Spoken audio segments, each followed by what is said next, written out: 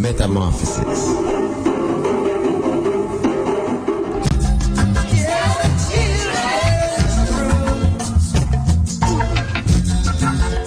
Metamorphosis, creating beauty and stimulating change from a constant supply of relevant knowledge and information.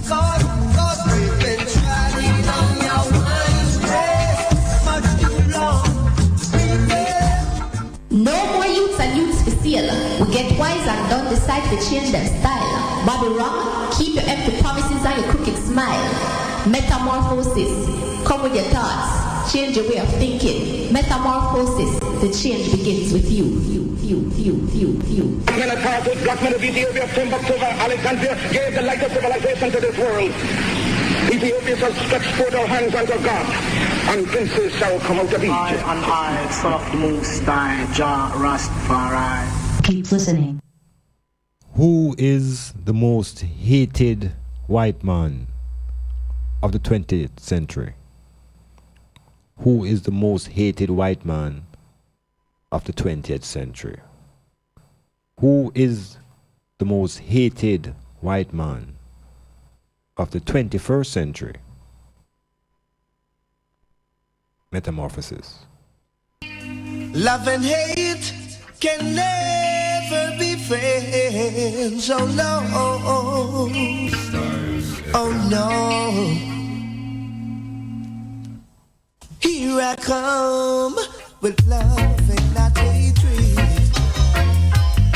Surely goodness and mercy shall follow I all the days of our life. Envy no one, no wish to be with no evil man. For there'll come the day when you'll be whipped by the Father's hand. Leave up huge children. Oh yeah. Leave up pasta children. Yeah. My head is anointed and my cup runneth over. Yeah. Surely goodness and mercy shall follow I all the days of our life. Yeah. Oh yeah. Oh yeah.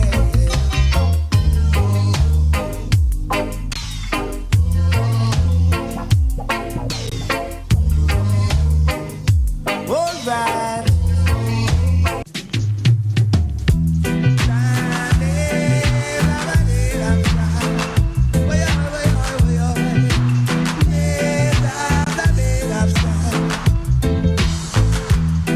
Do you know what it means to have a revolution? And what it takes to make a solution? Fighting against oppression.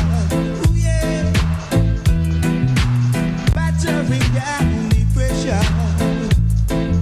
Oh yeah. Whoa. Ooh, yeah. Whoa. Are you ready to stand up and fight the right revolution? Are you ready to stand up and fight it just like soldiers? Many are called, few are chosen. Many are called, few are chosen. Ooh, yeah. Whoa. Ooh, yeah. Whoa. Gotta fight the right fight in this time, yeah. Oh, yeah, yeah.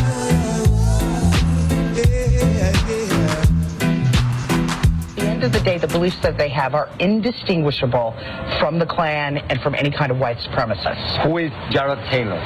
Jared Taylor is the most important white nationalist operating right now. He runs a group called American Renaissance, holds annual conferences that bring extremists from all over the place to Tennessee, for the most part, to talk about why white people are superior to black people and brown people. That's his whole thing. Mr. Taylor, how are you? Nice to meet you. Good to meet you. Thanks so much for you. No, my pleasure. To come in. Thank you. My pleasure. all around the world, wherever you look, if you see conflict, people diligently slitting each other's throats, whether it's in the Middle East, whether it's in Africa, it's because of diversity. Diversity of ethnicity, of language, of religion, but primarily of race. So you want to live in a white-only country? Not necessarily white-only, but a country that is clearly based on a European model in which whites will basically remain the overwhelming majority in perpetuity. Okay, how do you achieve that? Well, that's an excellent question. Donald Trump has got some first good steps in mind. He wants to make sure no more illegal immigrants come into the country, and he wants to make sure that all illegal immigrants here go back. He wants to end birthright citizenship. He wants to put at least a temporary ban on Muslim immigration. What happens with Asians? What happens with African Americans? What happens with Latinos? What happens to my people? You presented me with a very limited view of the United States. You're saying the United States is a place anybody can come and turn it into anything you want, and the people who built this country and established its institutions, if they glimmer away, so what? You are promoting a process that will reduce my people to a minority. You want more powerful Latinos. That comes at the expense of my people's power. We're 17% of the population, right, and we only have 3 senators. So therefore, we don't have the political representation that we deserve. And you want more and more and more? Of course, because we only have 3 senators. How much political? At this point, 14 senators. And 50 years from now, how many would you like? Let's talk about 50 years from now. In 2044, yes, white non-Hispanics will become a minority. Yes. Is that what you're afraid of? Mr. Ramos, it's fantastic for you, for my people to lose power and become a minority. That's fantastic for you. How does it feel for me? Because it is our country. Our country. It is our country. Don't you think we both have the same rights in this country? I think that despite this nonsense in the Declaration about anybody being anyone, you don't think we are all created equal? No. What you want to do is change this country into an entire nation in which white people will become refugees in their own land if your vision comes through. You don't want to live alongside Mexicans? Now, why is it wrong for me not to want my neighborhood to change? If my neighborhood is European, if my neighborhood they don't keep chickens in the backyard that crow at 3 in the morning. What are you talking about? That's a complete stereotype. That's a complete stereotype. Yes, and stereotypes are all true. That's a racist stereotype. What you're saying? Oh, racist! Give me a break. What are you going to do with the thousands of Muslims? We certainly American citizens who are serving in the military. I'm sure that we just couldn't possibly survive with all those Muslim Navy Rangers. Yes, I'm sure that's true. That is not right. No. I'm talking about You cannot make fun of people who are saving our lives. They want special holidays and special food. So if you don't like their religion, you don't have to join them. That's fine. Well, no, they are. But you can't discriminate against them simply because you. Of course, anyone should have the right to discriminate against anyone he wishes. And the point is... But not by the law, Mr. Taylor. You can't do that. I think the law is absolutely incorrect. Do you feel that whites are superior, are more intelligent than blacks? I think, on average, whites are more intelligent than blacks, and North Asians are more intelligent than whites. How can you say that? How can you think otherwise? Mr. Taylor, what evidence would you have to think that a pygmy is, on average, is just as intelligent as a Dane? Why would you think that? The entire record of history is completely consistent with the assumption that black Africans are less intelligent on average than Asians or Caucasians. That's absurd. That's repugnant and absurd. Repugnant to you? Yes, of course. Why would you even entertain the possibility that on average a pygmy is as intelligent as a Japanese? The comparison that you are trying to make, it is simply impossible because of historical circumstances, because economic conditions, because of the movement. We have to be willing to say to all those who are non-European, we wish you well, but this territory is for us. And sorry, we have the right to be us, and only we can be us. So you want me to leave? Under certain circumstances, yes, we would ask you to go. Unless whites are prepared to exclude people, then they will be shoved aside. That is the fate which I will fight until my last breath.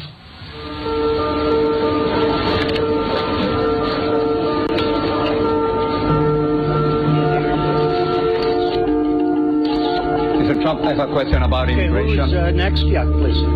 Your immigration plan is full of empty promises. Sit down. Mr. Trump, no, I'm a reporter, an immigrant, and as a U.S. citizen, I have the right to ask the question. No, you don't. This is the question. You haven't been called. No, I have the right to ask the question. Go back to Univision. No, this is the question. Go ahead. You cannot deport 11 million. Go ahead. You cannot deport 11 million people. You cannot build a 1,900-mile wall. You cannot deny citizenship to children in this country. And with those ideas, I'm a reporter and don't touch me, sir. Don't touch me, sir. You cannot touch me.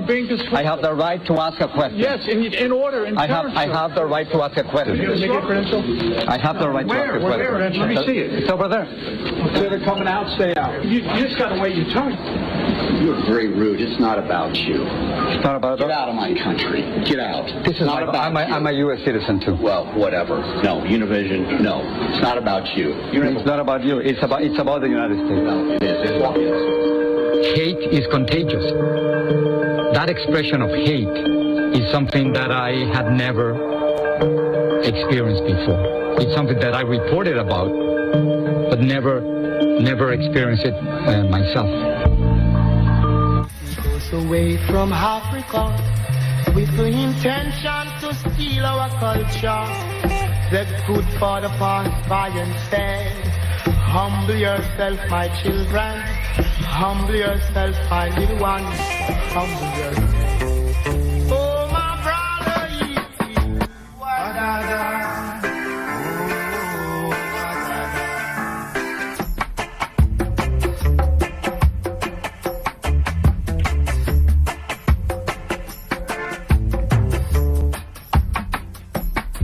Love and hate.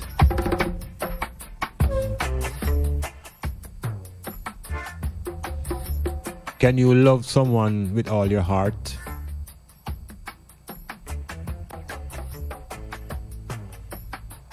Do you experience hate? What do you hate with? Love and hate.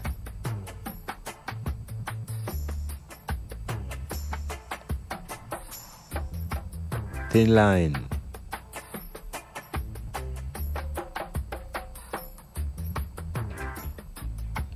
Hatred. Serious force in this earth today.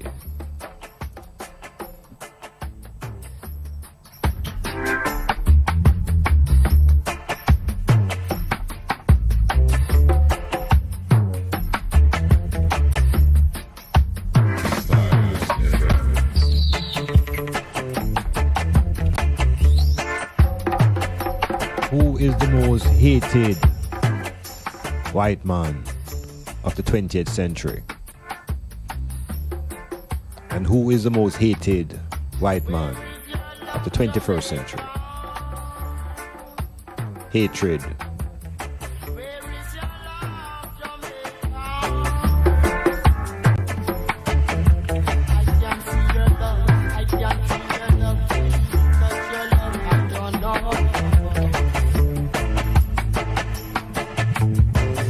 Why is there so much hatred in Jamaica?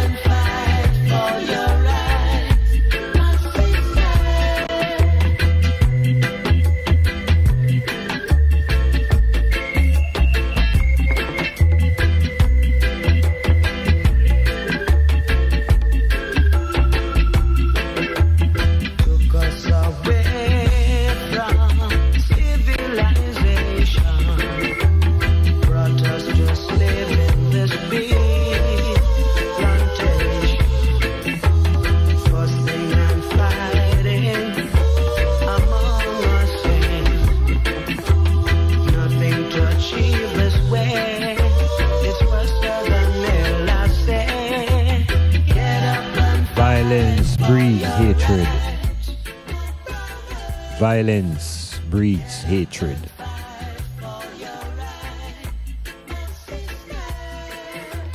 Get up and fight for your right, my brothers. Get up and fight for your right, my sisters. Get up and fight for your right.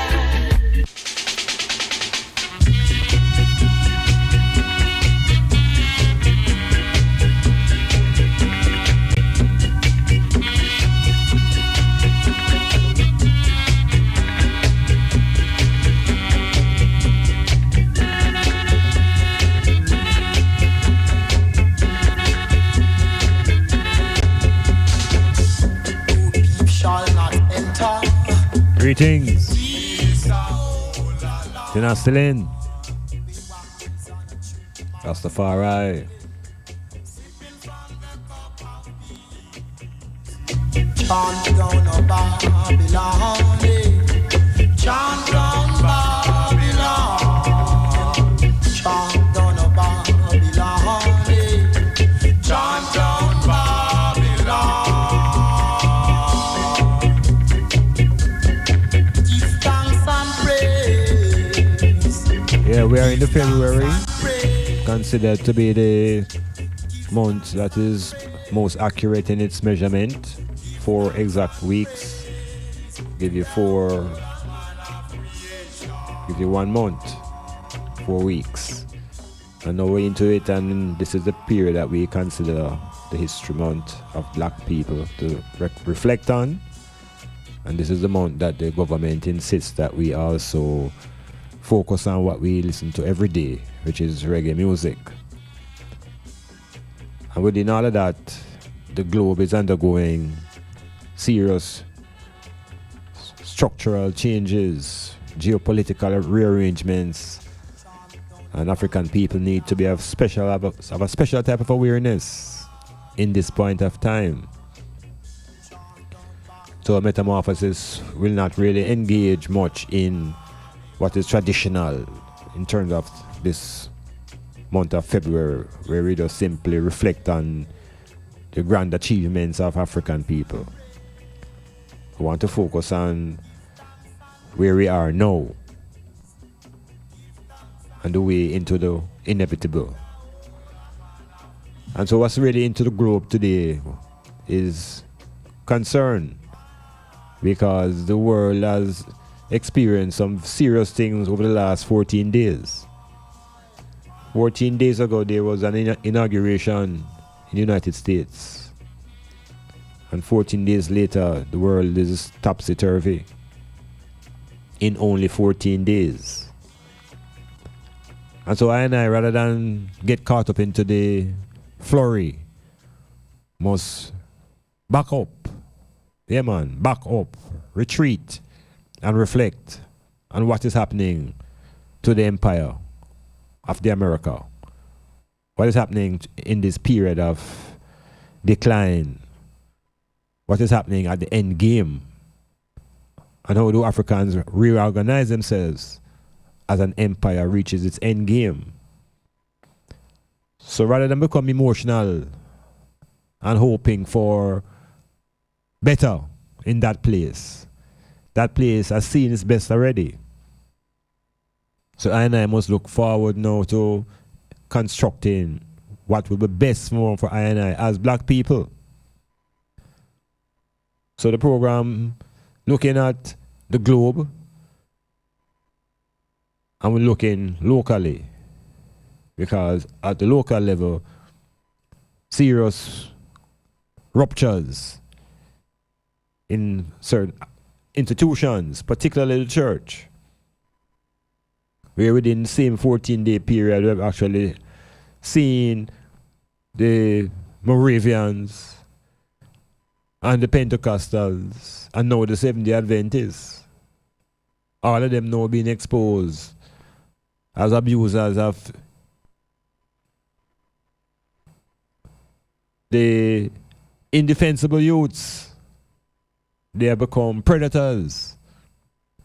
And their perversion has now highlighted itself.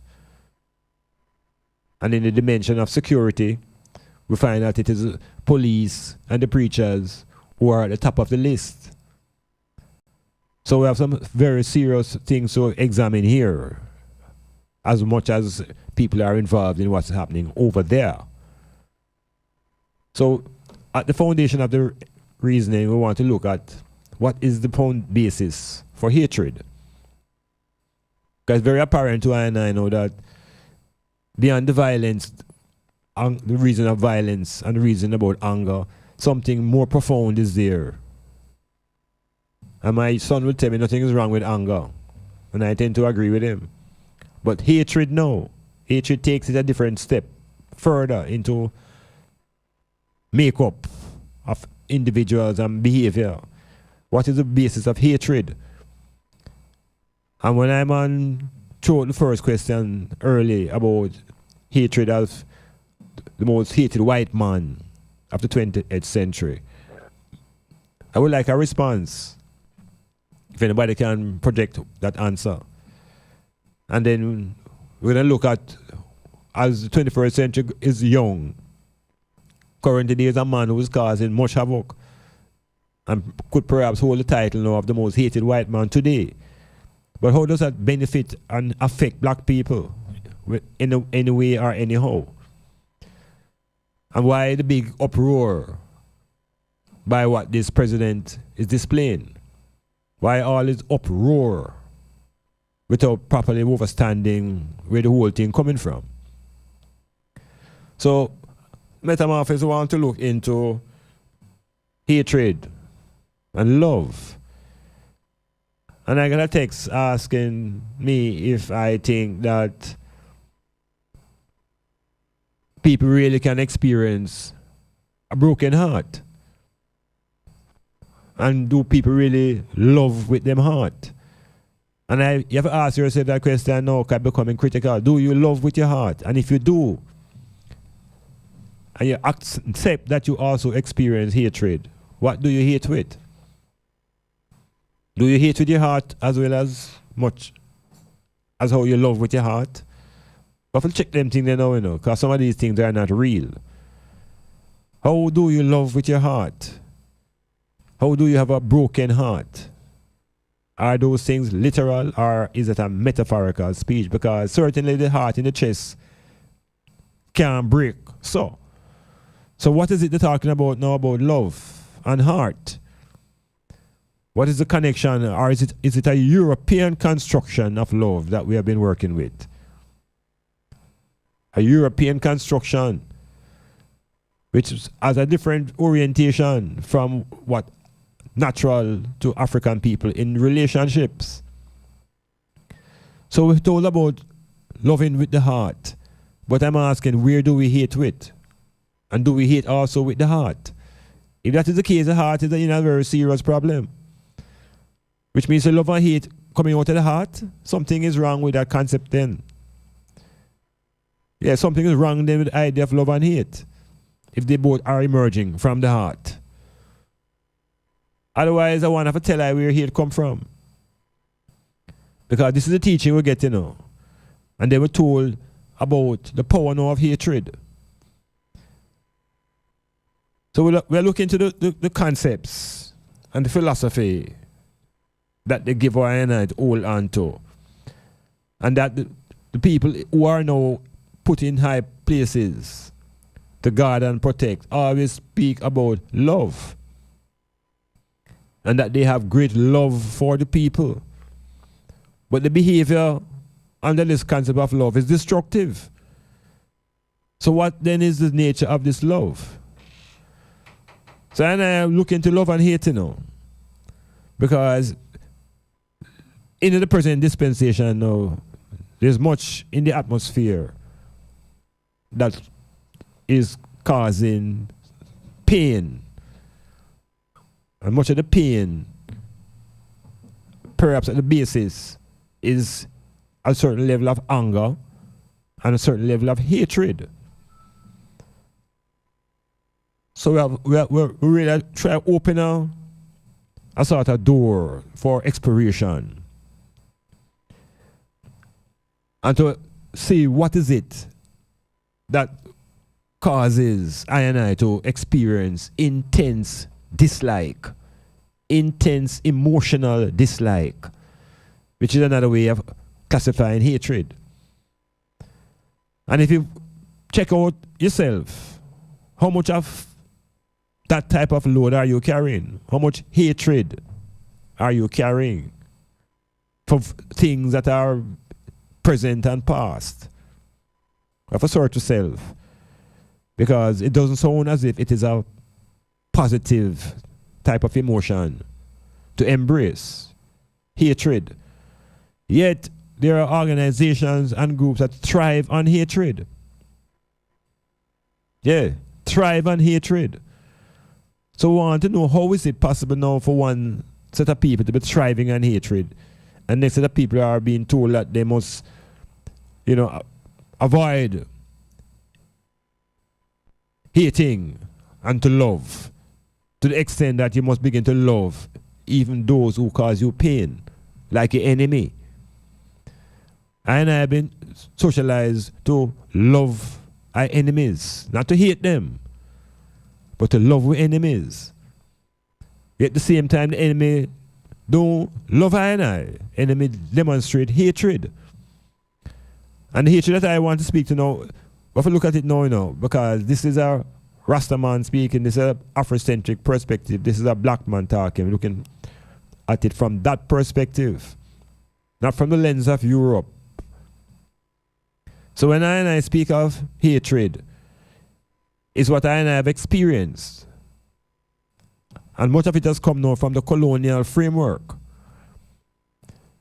Now when we talk about hatred, I will ask, who is the most hated white man of the 20th century? We're coming with it. Somebody, 453-1444, tell me, who is the most hated white man of the 20th century?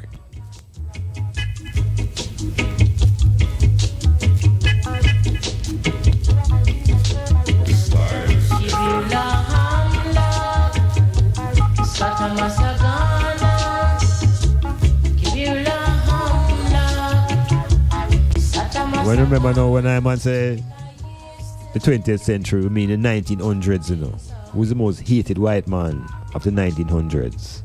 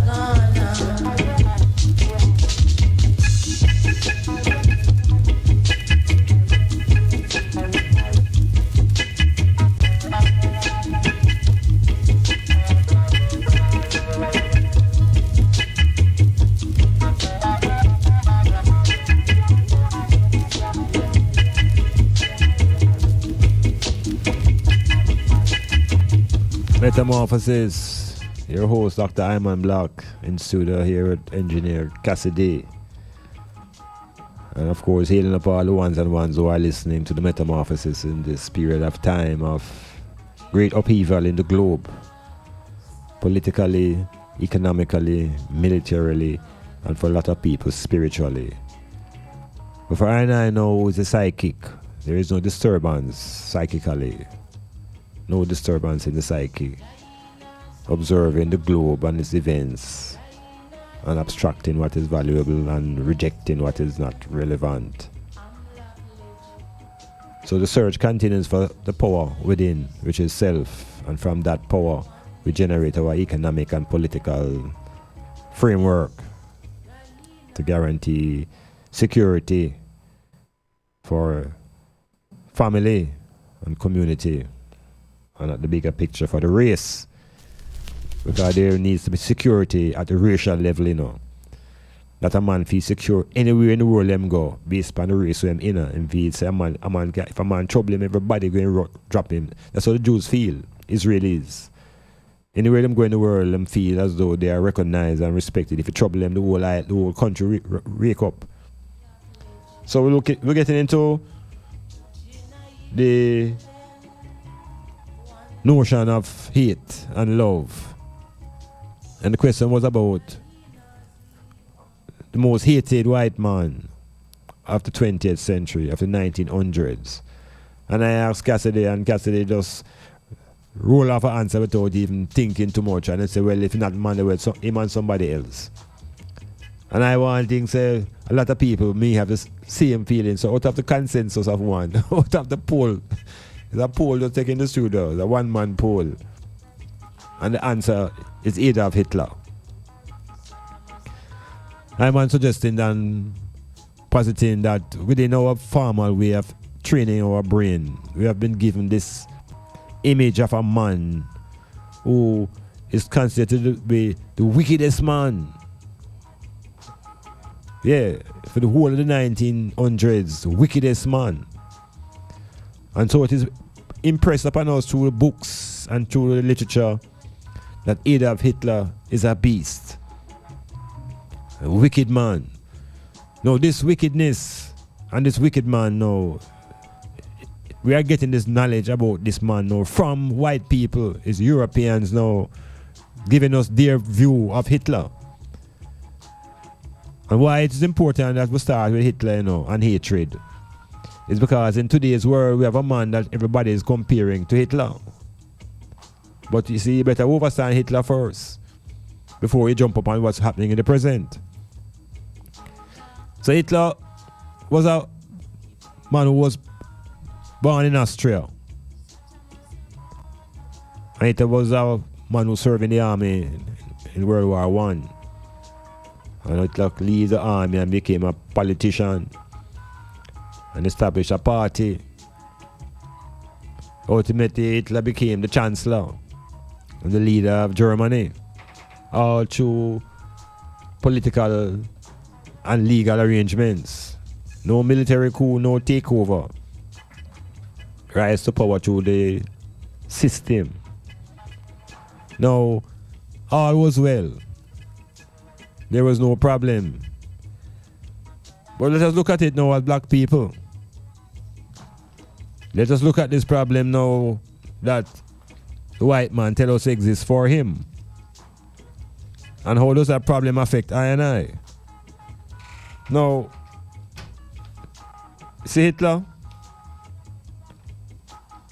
Hitler was born 19 something, little bit.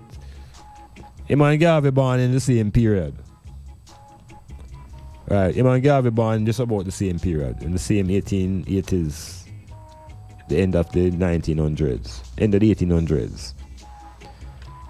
So within his birth and his experience now, this is a youth in Europe. But we have to recognize now, say, yes, him is a German. And before him even born, there was a conference in Germany. Alright, so before Hitler born, there was a conference in Germany. And this conference dealt with how the Europeans or the white people were about to shear up Africa. This is the Europeans now gathering to decide which part of the continent them going to take. This is people now and empire them and society and family, the man them a push round, and a rearrange, And them use this conference to divide up the African continent. Each of them getting them own lands. So the Germans got their piece. Namibia and them places there. Togo. And the British got theirs. And the French.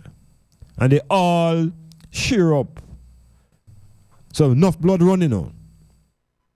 Blood have to run for carve up a country, Blood run. And you forming civil war and violence amongst the people them. You divide and you conquer. So the white people, before even Hitler born, have the documented experiences of ravaging Africa, raping and looting. Now, that behavior wasn't considered immoral nor illegal. That behavior by these white people going into Africa and ripping it up and raping and disturbing and uprooting wasn't considered immoral. It was considered civilizing. That process wasn't called the cannibalizing of Africa. It was called the civilizing of Africa. And in that civilizing, Africa lost its heritage and its culture. And black people lose their name and everything that is important to self-esteem and confidence. So while this raping is taking place in the continent during the 1800s, African people are told to love. And what they must love is the image of the son of the deity. Africans are told to love Jesus because Jesus loved them more than how anybody else loved them. So the hatred is what I experienced at the hands of the colonialists. It's hatred. It's violence. And when you talk about genocide, we have to speak about men like Cecil Rhodes. Now, Cecil Rhodes is a man who is a pioneer for the British in South Africa and led the genocide against black people. Let us say him take out 20 million. And then there's Leopold of Belgium, who, without even going into Africa, was responsible for killing 30 million Congolese. So between Leopold and Cecil Rhodes, is over 50 million black people. Them two men, they alone responsible for, 50 million black people. You see, Adolf Hitler killed, it reported, 9 million people. 5.5 million of them were Jews. And the rest were black people and Asians. And we have been programmed to direct a venomous amount of hatred to Hitler. But hardly anybody speaks about the hatred demonstrated by Leopold or Cecil Rhodes. So why those Hitler become a greater evil than Cecil Rhodes? And how does Hitler become a greater evil than Leopold of Belgium? What is it about Hitler's killings that is so horrific?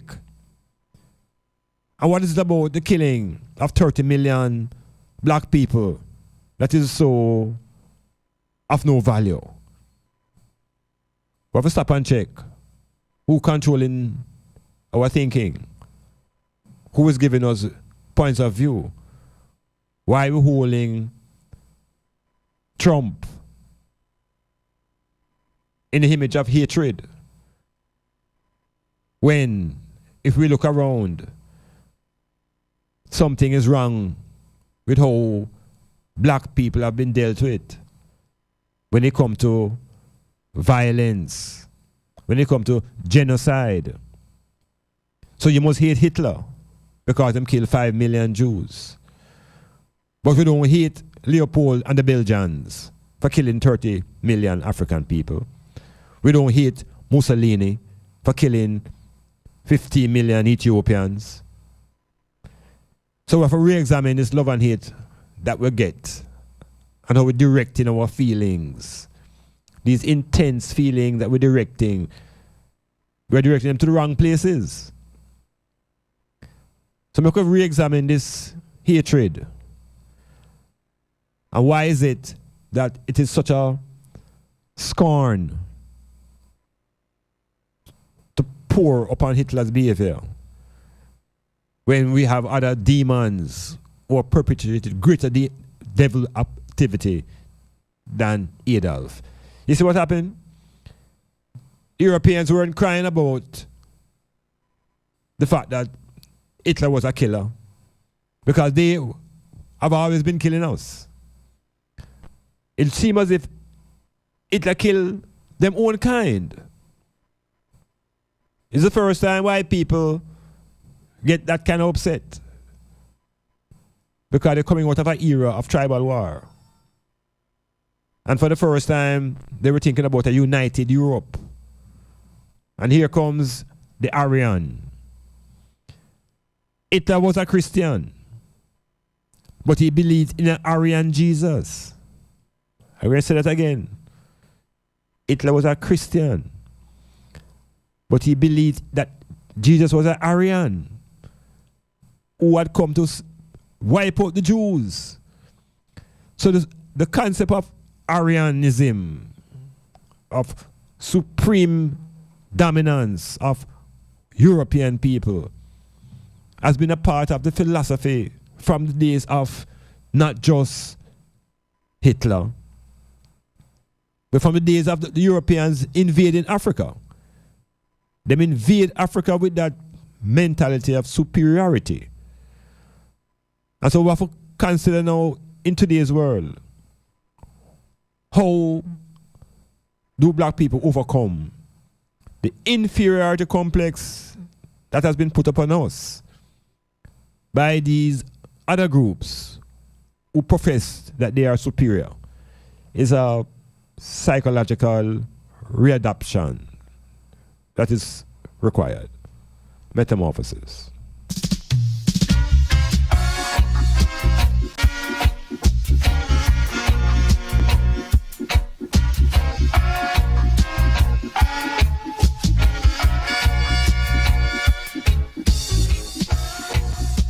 As far as your eyes can see, you will see the children of the Most High. 12 tribes of Israel from creation over the mountainside,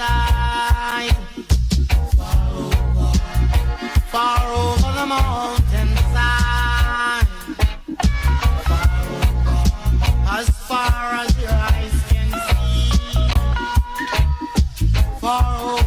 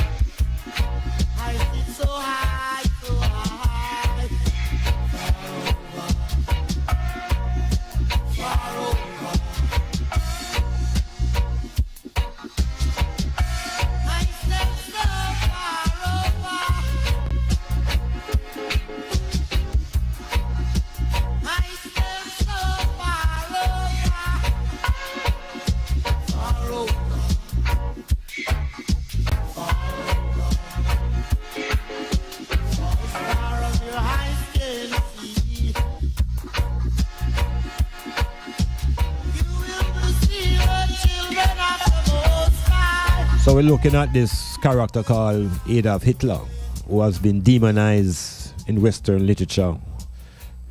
People are afraid to say Heil Hitler. And the whole concept of Nazism is being repressed. But it's only being repressed because Hitler killed his own kind of people.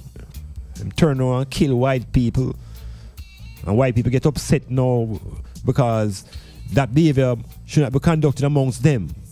But you can always do it amongst black people and people of pigmentation, because those are not real people. Here comes the superiority concept and the philosophy that the people who are black are non-people, that they are sub-beings, that they're descendants of apes. This is where we begin to shake off them kind of ideology, and where they can't survive and they can't exist because they're dependent on the Jesus. And guess what? Jesus looked just like the Trump and the Hitler and the Leopold and the Rhodes. Yes, so him look. Come from Africa. Black job, black job. Do you have or are you seeking a place to rent, seeking employment or have a job vacancy? Are you selling a car or having a garage sale? Then come see us. Let Styles do the advertising for you and you'll be on your way in no time. Contact us at 876-286-9216 or 439-5160. Advertising Style. Advertise with Styles. Ladies and gentlemen, Chungy has turned it up loud in your ears, waking you up out of your bed every Saturday morning with a jump start from 6 a.m. to 9 a.m. The jump start with more music continuously all morning long with your host, Chungy. Styles FM, #1. Hey, Styles FM peeps, it's here at last. Do you want to blend in with the Styles FM family? Do you got styles all day, every day? If your answer is yes, then purchase your Styles FM t-shirts today. We have sizes ranging from small to extra large, only for you, our noble listeners. Be a part of the Styles FM family by making your order for our comfortable and high quality t-shirts now for only $2,000. Stocks are limited, so get your Styles FM t-shirts today. Call 286-9216 to place your order. It's time to rock with gonna be rocking Jamaican radio like it has never been rocked before. 96.1 on your FM, man. Styles FM. Don't you miss it. Saturday morning from 9 o'clock until 1 on the PM. Yours truly, Colin Anthony, the man with all the money on it. Takes the way with the music. Yes, Styles trivia, news, features, and much more. We've got it in store. Don't you miss it. Every Saturday morning, live on Styles 96.1, the People Station. We've got a plan. You've got a plan. Colin Anthony. Boundbrook Hilltop Guest House, conveniently located at 15 Boundbrook Crescent, Port Antonio. For a large space of single and double rooms at reasonable rate, Wi-Fi, cable TV, breakfast order, 24-hour security, CC cameras, parking, snack bar and lounge. Beautiful scenery of the Caribbean Sea. We're willing to assist with additional accommodation, such as fridge in your room, coffee machine, and so much more. Boundbrook Hilltop Guest House, proud sponsor of the Metamorphosis with Dr. Iman Blak, live on Styles FM, Fridays 9 p.m. to midnight. Call Boundbrook Hilltop Guest House at 715-1644.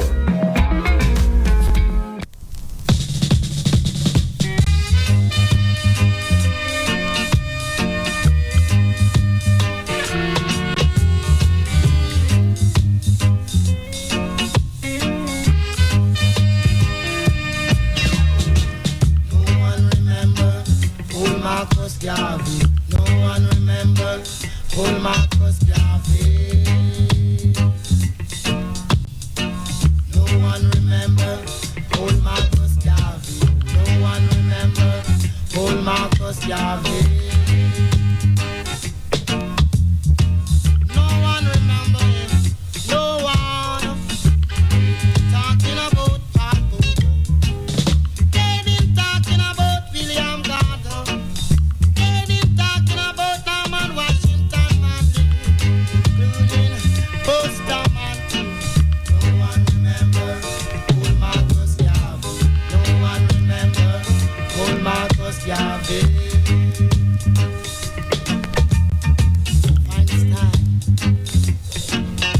Now, in this month of February, it's almost impossible to go through the month without making reference to one of our gods, not in the world of music, but in philosophy, which is Marcus Garvey. Now, as much as I'm speaking about Adolf Hitler, you have to understand that the world is growing and the world is moving. And while one man is born over here, and next man born over there. So while the Europeans had their Hitler, who was born in April 1889, in August 1887, 2 years prior to that, came forward Marcus Messiah Garvey. So for the black people, there was a prospective leader. And within the Europeans, there was their man going on over there. So we have to look at the world now, not just through the lens of Europe, but recognize that there's an African perspective, there's a Rastafari, there's a black perspective. So Garvey come forward at a time when the Europeans were in their ascendancy. Yeah, white people just decide to share up Africa and take what they want to take, and have us as cattle and chattel. Yeah, just being pushed around and borders shifting and identities moving. We no longer Wolof and we no longer F-way, we no Nigerians, and we give all kind of confusion and reach black people. And Marcus Garvey come at a time and him see what go on, live and direct. And decide to this and now and therefore him too have a philosophy. And the philosophy that Marcus Garvey recognized that was important was not necessarily different in its framework than what Hitler spoke to. And at the foundation of the philosophies was race first. You see? Yeah, race first. That Garvey did I say. That Garvey still I say. That I'm gonna say. That's what black nationalists say. Race first. So Hitler now within theme meditation, him say race first, but here what he mean now? It means that him belong to a superior race amongst white people. So within the whole Caucasian race, within the call theme group of people now, the Aryans, Aryan. And so the philosophy now that him a promote now when him say race first was Aryanism, which means that group of white people are the most superior on the planet over all other white people, and now you can compare them now to black people and Jews and gypsies. So that's why when Adolf start clean out all of the black people, him clean out the Jew them, him clean out everybody who is not Aryan. And it's that vexed the white people, him. And that number of people who him kill couldn't match not even half the amount of Africans who Leopold killed. And there was no uproar. No uproar at the murder and the slaughtering of black people. But the whole of the Western world rise up on Hitler and vex, because he has done wrong. And not only did he do wrong, them punish him. And then punish Germany collectively. Take away the lands that they gave to Germany from the conference. Yeah, man, take away everything. So I saw them be amongst themselves. This is white man meting out justice to white people. But when it comes to relations to black people, there is no such thing called justice. There is no such thing called equality. There's nothing like that in relation when it comes to black people. Because the philosophy now is that black people are non-persons. That them have a genesis that is coming out of some kind of animal culture. And that they're locked up in a book that tells them how they began and where they shall end. Genesis to Revelations.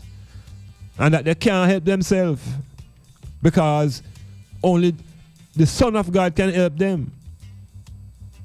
And the Son of God looked just like Adolf Hitler. Son of God was painted as a European by a European artist. And I was convinced the almost entire black race that their redemption from oppression will come through that character. That's like still holding on to Santa and the cow jumping over the moon.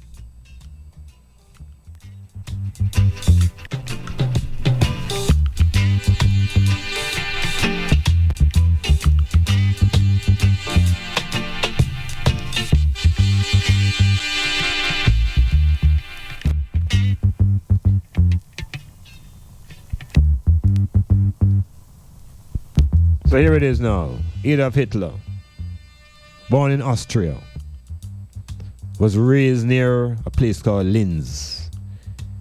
He moved to Germany in 1913 and was decorated during his service in the German army during the European theater of World War I. By 1933, the Nazi Party was formed and he was elected to the German Reichstag. And this led Hitler to be appointed as the Chancellor on the 30th of January 1933. Now we can look across into the black man tradition, you know.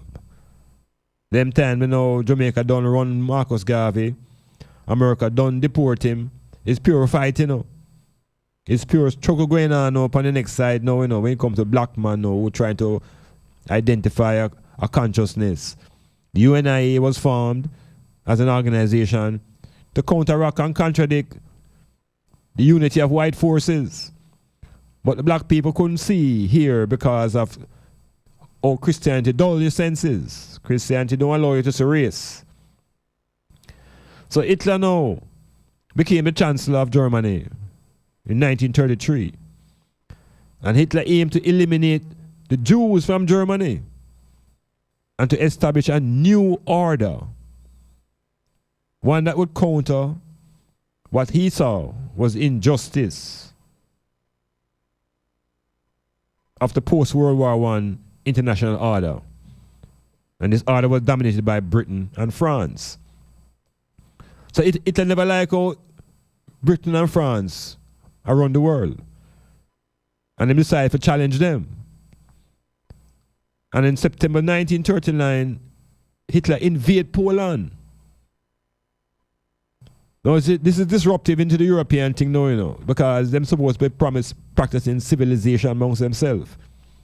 They're supposed to be proving that they are Christians and civilized. And they went into Africa to train black people how to be civilized. But here they are now, on the brink of a great war amongst themselves. So Hitler decided to invade Poland. And because of that now, Britain and France, them declare war upon Germany. So the great conflagration in Europe will begin. So Germany now will be at the center, in one corner, wearing the green. Or I think them are on the black and the red and the orange. And in the other corner, where the Allies, the French, and the British. So the man them start war amongst themselves. And Hitler now had a philosophy now, an ideology that was driven by race. This is what Nazism was about, or Aryanism. And this is what now motivated Hitler to kill 5.5 million Jews and blacks and other people who he called subhumans. So it turned around back on them now, because they were the ones who call black people subhumans. The American Constitution say black man is 3/5 a human. Here we have Hitler now telling them, say, them is subhuman. And them inferior to them. So it's something he put upon them, what they've been putting on us all the while. And that's what caused a shock. So him proceed to try to conquer the world. And then eventually now is a man who would praise the Christian heritage and him praise the German Christian culture. And he professed a belief in an Aryan Jesus, one who fought against the Jews. Hitler and the Nazi regime were responsible for killing an estimated 19.3 million civilians and prisoners of war. 19.3 million. Let us round it off to 20 million people. Well, King Leopold and Cecil Rhodes together killed over 50 million Africans. Metamorphosis.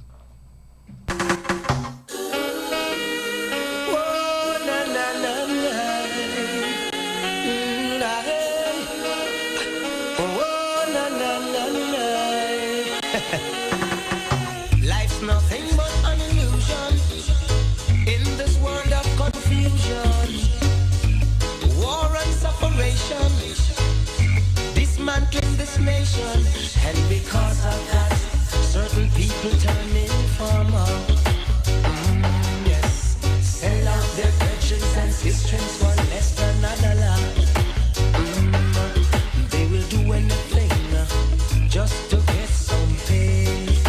I know that many careless Ethiopian has gone astray, but to tell them say Rasta man, no work with the DEA, no way, no Scotland Yard KGB, neither the CIA. Me say to tell them say Rasta man, no work with the DEA, no way, no Scotland Yard KGB, neither the CIA. Cause when you think it's a peace and a safety, then a sudden destruction, and there must be a reaction. The result is destruction. Now no need to be looking so cold. A Rasta man cannot be bought nor sold. Rasta man, no work with the DEA, no way, no Scotland Yard KGB, neither the CIA.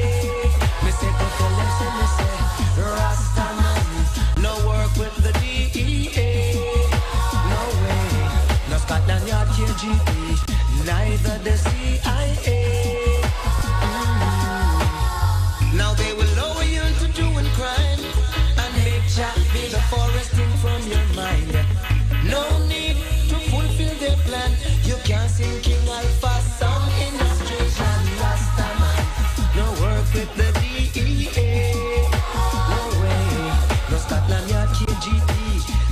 neither the CIA.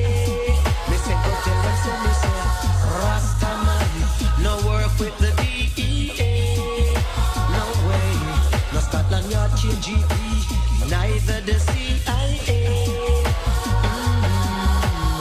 Life's nothing but an illusion in this world of confusion, war and separation, dismantling this nation, and because of that, certain people turn informer.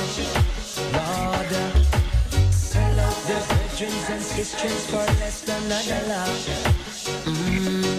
They will do anything just to get some shade. I know that many killers Ethiopian has gone astray, but go tell them, say me say Rastaman, no work with the DEA. No way, no Scotland Yard KGB, neither the CIA. They're gonna go tell them, say me say Rastaman, no work with the DEA. Now, in today's world, with the upheaval and the topsy-turviness that's taking place, one of the words that has been thrown out and that's being linked to the present leadership of America now is the word fascist. This word has been bandied about now quite frequently through the media since the arrival of DJ Trump in the White House. Fascist. F-A-S-C-I-S-T. And from that word we get fascism. F-A-S-C-I-S-M. Which is another ism now, you know. Because we have been exposed to racism. We have been exposed to colonialism. We have been exposed to all types of isms. Capitalism, socialism, communism. This one now is called fascism. But it's not something that is new. Because according to the literature, fascism is a form of radical, authoritarian nationalism that came into prominence in the early 20th century Europe. So the European construction now in terms of politics and governance. The first fascist movements emerged in Italy during World War I, before it spread to the other European countries. And so then we have to begin to zero in now upon a guy like Mussolini and his outrage and barbarism that him keep up among African people, particularly in Ethiopia. Yeah, Mussolini. So the man look like when you kill black people, it don't count. And there's something fundamentally deep and wrong about that, because that is still being expressed today. Something is perceptually wrong amongst black people, why we end up being viewed that way. It have to do with something how we view ourselves. Yeah, it can't be just how the enemy view I and I. It must be how we view ourselves as well. So we hear that this present American government now is being described as fascist. And everybody rising up into a great uproar. But as far as black people concerned, fascism is a form of government that has applied itself in Africa amongst black people as a terrorist type of movement. Yeah, enslavement. So we can glorify and gravitate or be fearful when a man says it's fascist. Because racism is even deeper and more destructive than fascism. The other ism that comes along with fascism seems to be capitalism. So capitalism and fascism seem to be walking hand in hand. So we have to view the thing differently. We have to look at the earth differently because it is changing. The arrangements and the linkages that the world has been running on for the last 60 years is changing. And within 14 days, much has changed. Just within 14 days. So we will not necessarily have to sit down and wait to see what will happen. We'll begin to project and look into the times to come and realize that it's about a new order. But the new order is an old order as it relates to black people. And the old order will lead black people into a re-enslavement. So we have to be very careful now how the world is moving, you know. Very careful how we move in, with that we don't just be passengers and bystanders, but begin to chart a course. So, fear not the changes that are taking place. I think rather we should try to understand what is really happening, see the trajectory coming from not just in America, it's not just a Republican Democratic issue. It's about white people, it's about the Aryan forces. It's about the forces that left Europe as pilgrim fathers and land in America. And that journey in America for those white people was to escape persecution. And in that escape, them establish themselves on a foreign land called America. So when these people speak today about America, they're not speaking about anybody who them call immigrants. Because we're under the misguided impression that America was built by immigrants. America was built by slaves and slave labor. America was built on slave labor, not necessarily by immigrants, on slave labor. And so the white men who came and manipulate that, they don't see the labor as anybody who's part of the country. They are just a labor. So that's why it's a white man and feel like it's for them countries, America. And not just that immigrants came, but slave labor came. Labor from all different parts of the earth. But this original group of white people now, the owners and the planter class in America, who are holding on to their white identity. And if you listen to the early part of the program, the first tape that played, that Virgin Jared, representing white people who are unwilling to integrate with black people, who have a philosophy that black people are inferior to them, that God made black people inferior. This is a meditation that is no different from the meditation of Adolf Hitler. It's for black people to wake up. There is no Jesus unless he's also an Aryan.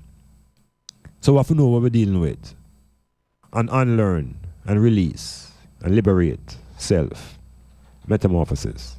And now.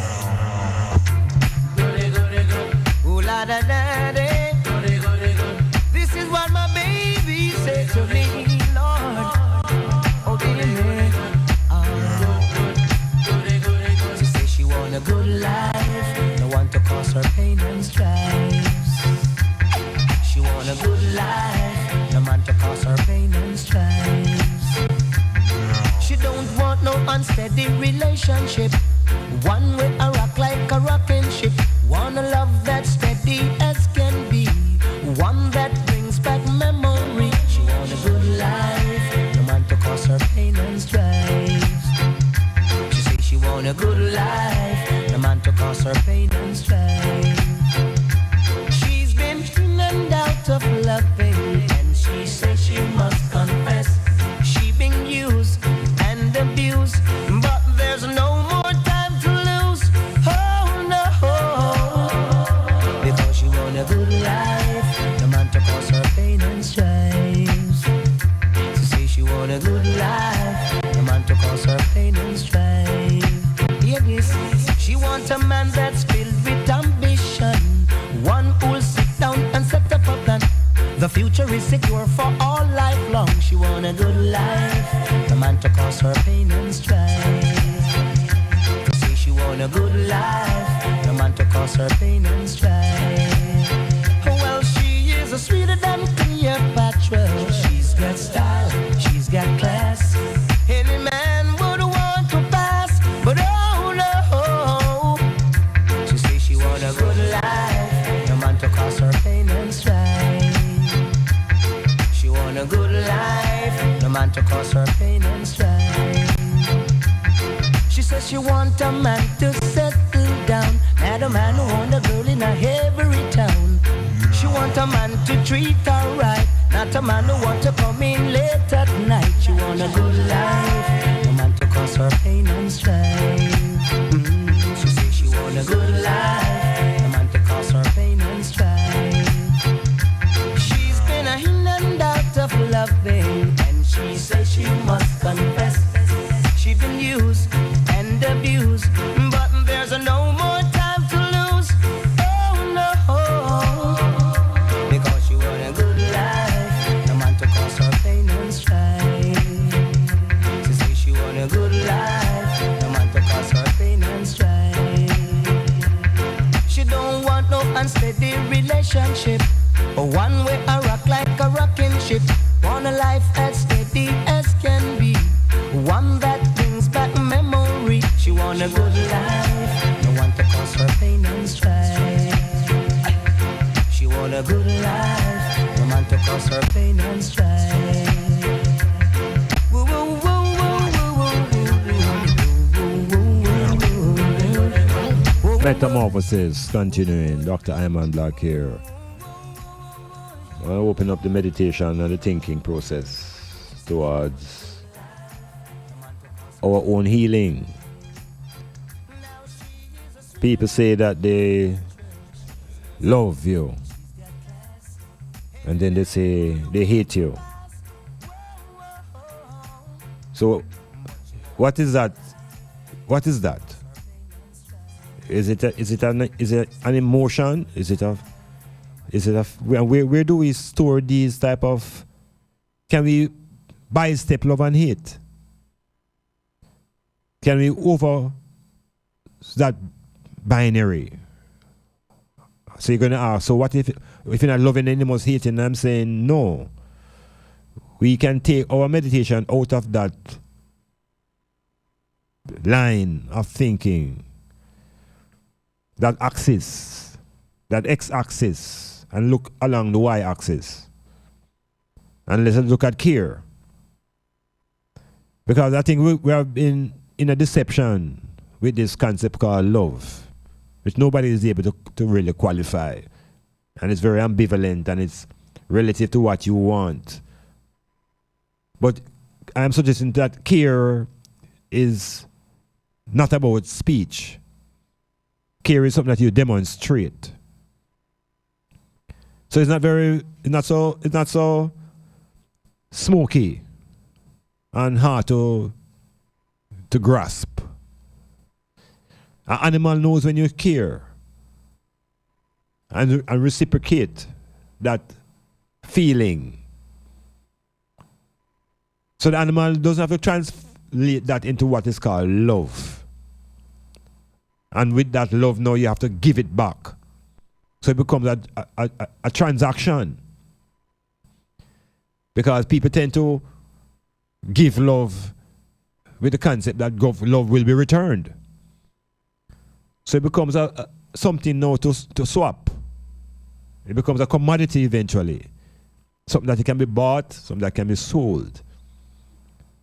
And I must reflect on that and recognize that is a very destructive path to remain on.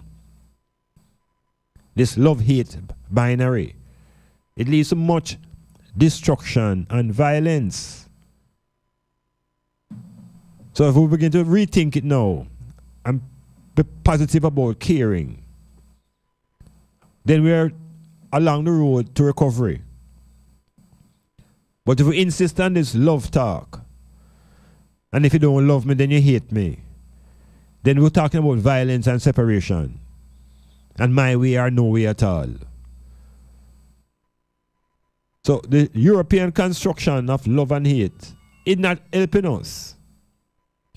Not help us at all. It doesn't advance relations. In no time a relationship break down and then you say, well, I don't love him anymore or him don't love me no more. There was never any care from the beginning.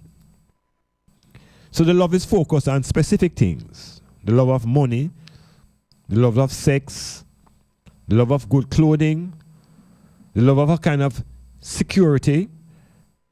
But when those things are not there, then we find that the love seems to disappear. So relationships are getting a beating because they're not grounded now in care. And the other aspect of care, which is respect. So the lovey baby talk is rubbish. Ear talk that.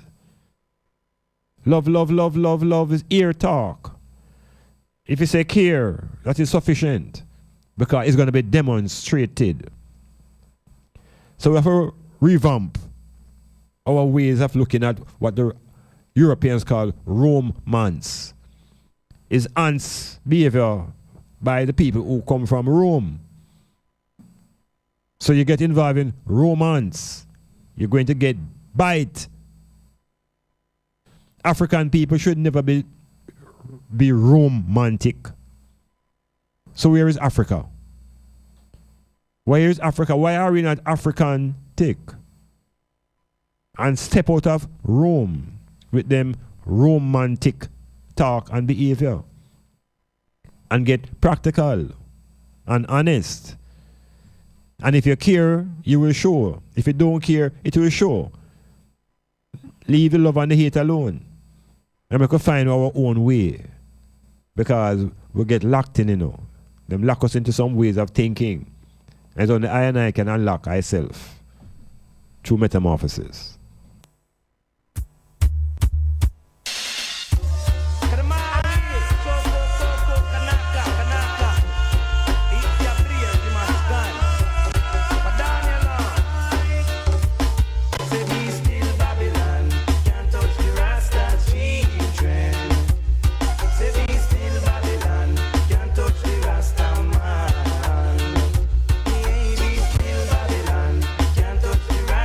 Children.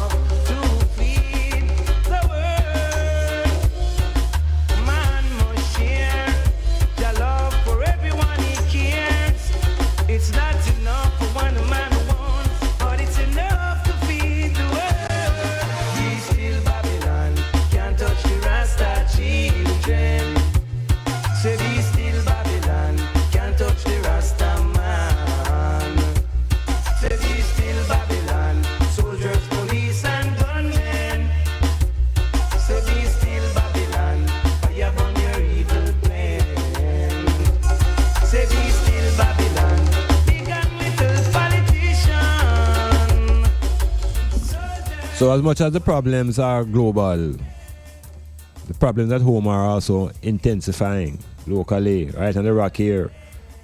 As I said earlier, we have a serious outbreak taking place in the church. Rastaman always know long time, so the Vatican always promoting homosexual behavior. Long time we abound the Vatican for that. Long time. Long time. We are say men in the Vatican. And Rastaman always get criticized and condemned for them statements there, because it was going against the European order. We were violating the European order by saying things that we should not say.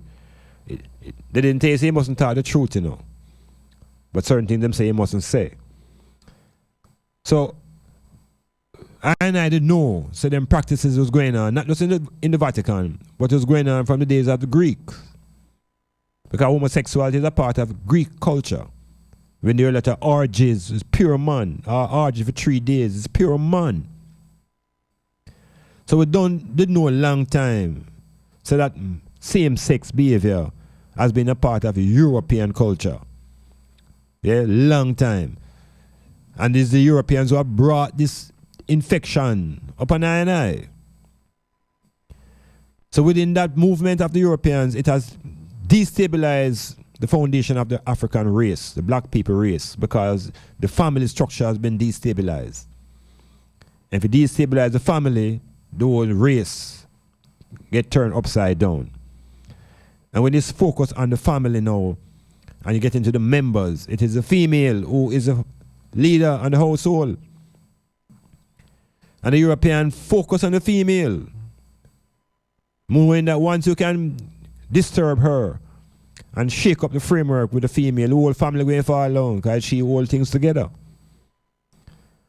And so much of the campaign was against the black woman, and still is. Because if you defeat the black woman, you defeat the black race. So the black man them don't know that, but the white man know. And he keeps his focus on the black woman. Make sure she have her under control. Make sure she remains fearful. And to supplement her fear, him create a savior for her. The savior wasn't created for black man. Come on, never really take the white man to come save him. We out there feel the whip. It's the women now who feeling the agony and the emotion of losing them sons to this barbarity. Them always weeping and mourning for the loss of them man and them uncle and them, the male in general. That is them feel the need for protection, because the guardian is no longer able. The man who was a protector was no longer able. And the white man create for the black woman the image of a savior, of a protector. But it don't look like the black man, because in the black woman mind, the black man no longer able.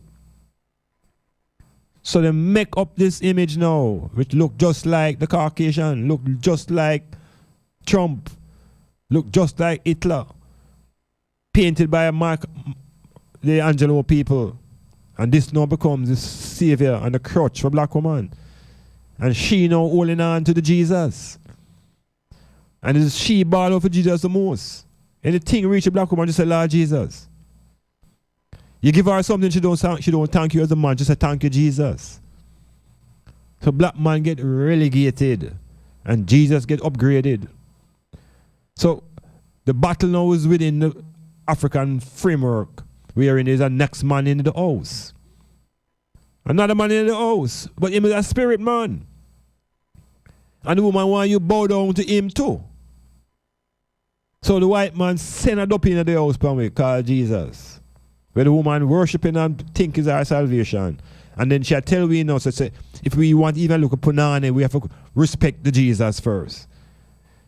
So it become a white male situation. Black man get white mailed by this white Jesus. And it disturb the whole black family structure. And not only disturb it, we get locked into a thing called monogamy. We get locked into this until death do us part. And believe you me, death struggle takes place Because it's not the way African people have been living for thousands of years. Nobody's ever been locked into a mono situation. We have been in extended families, and polygamy has been the natural way of the black people. It is the white man who come and corrupt polygamy and introduce a law called bigamy, which has worked seriously against the black family. Now they want to remove the law of buggery, that them can practice them behavior. We must fight to end bigamy. The woman them have to rise up and challenge this bigamy law that keeps them lonely. Make them feel so them have to have a whole man for themselves and them have to own a man. When relationship and sisterhood is the true power. So we're going to make you hear the next tape. A daughter.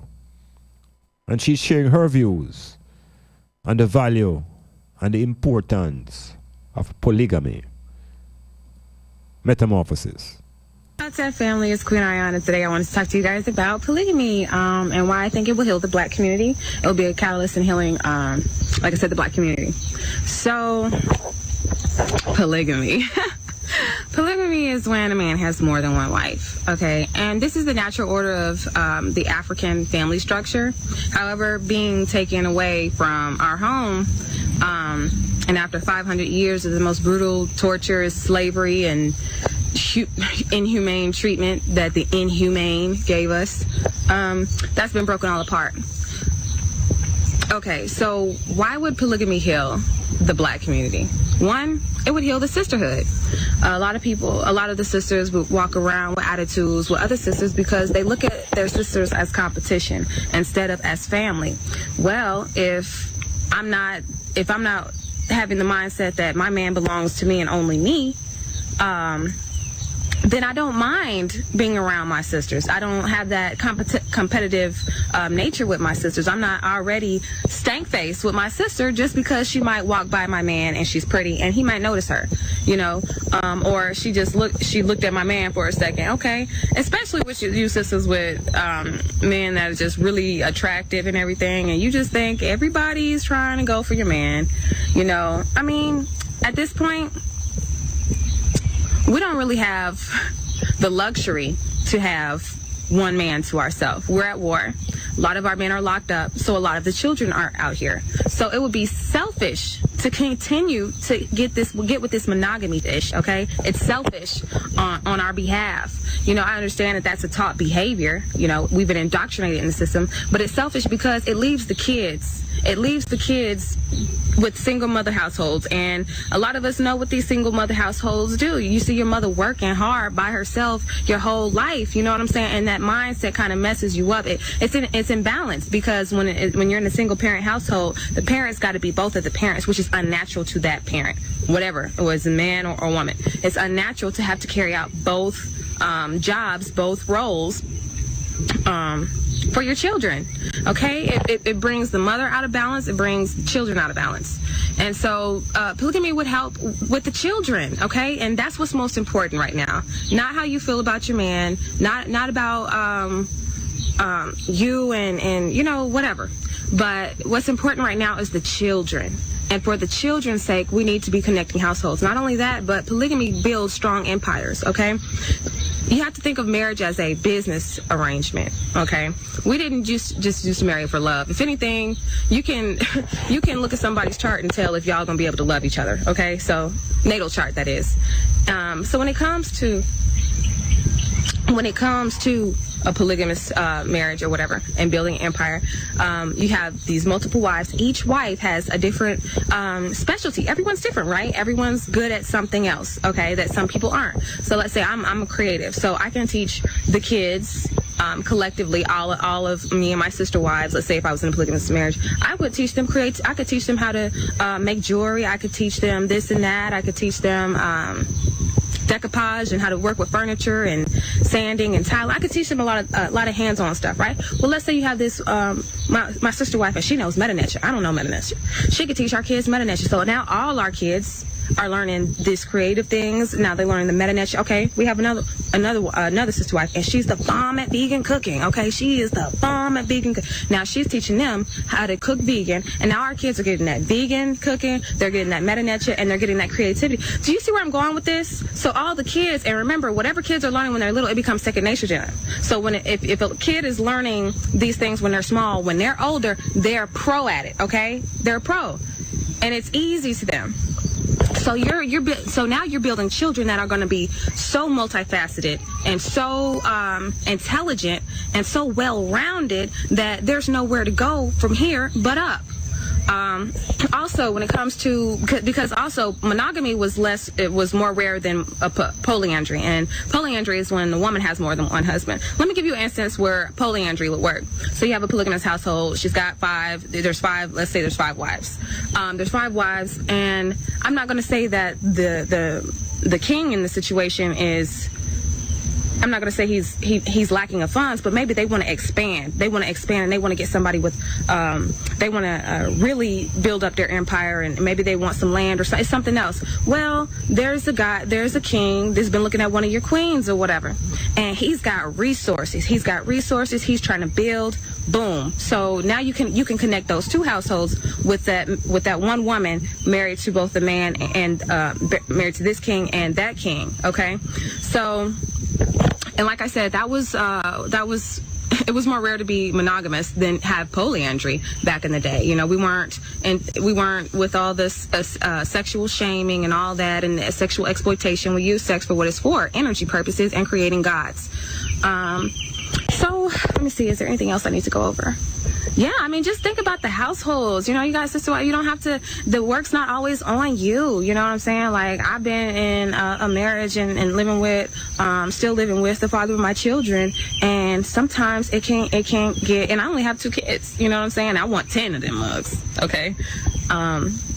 But yeah, you can kind of get bogged down. But just think, if you have sisters to help you around the house, you know what I'm saying? You got sisters to talk to. You have sisters that are going through the same things that you're going through. You know what I'm saying? We got to build this sisterhood, sisters. We got to get over this one man, one woman monogamous issue, because it's not helping us right now. Right now, like I said, we're in time of war. A lot of our men are gone. They're in jail or they're getting killed. Okay.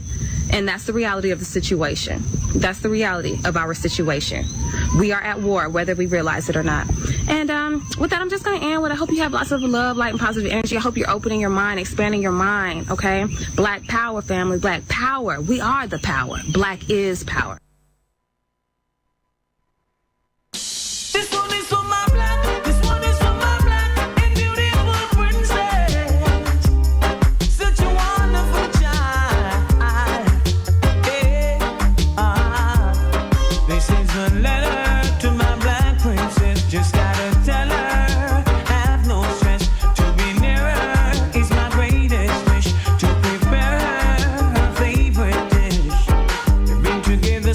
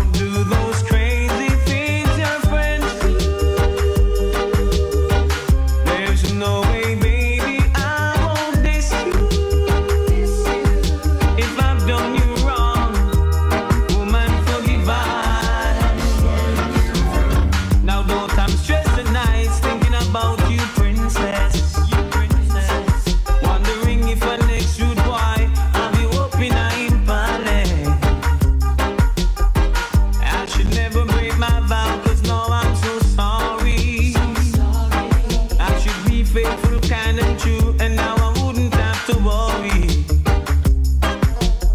Hope it's not too late for me to apologize. Give it a chance once more, next time I will be wise. It's been so long and now I'm missing you. Don't do those crazy things your friends do. There's no way, baby, I won't miss you.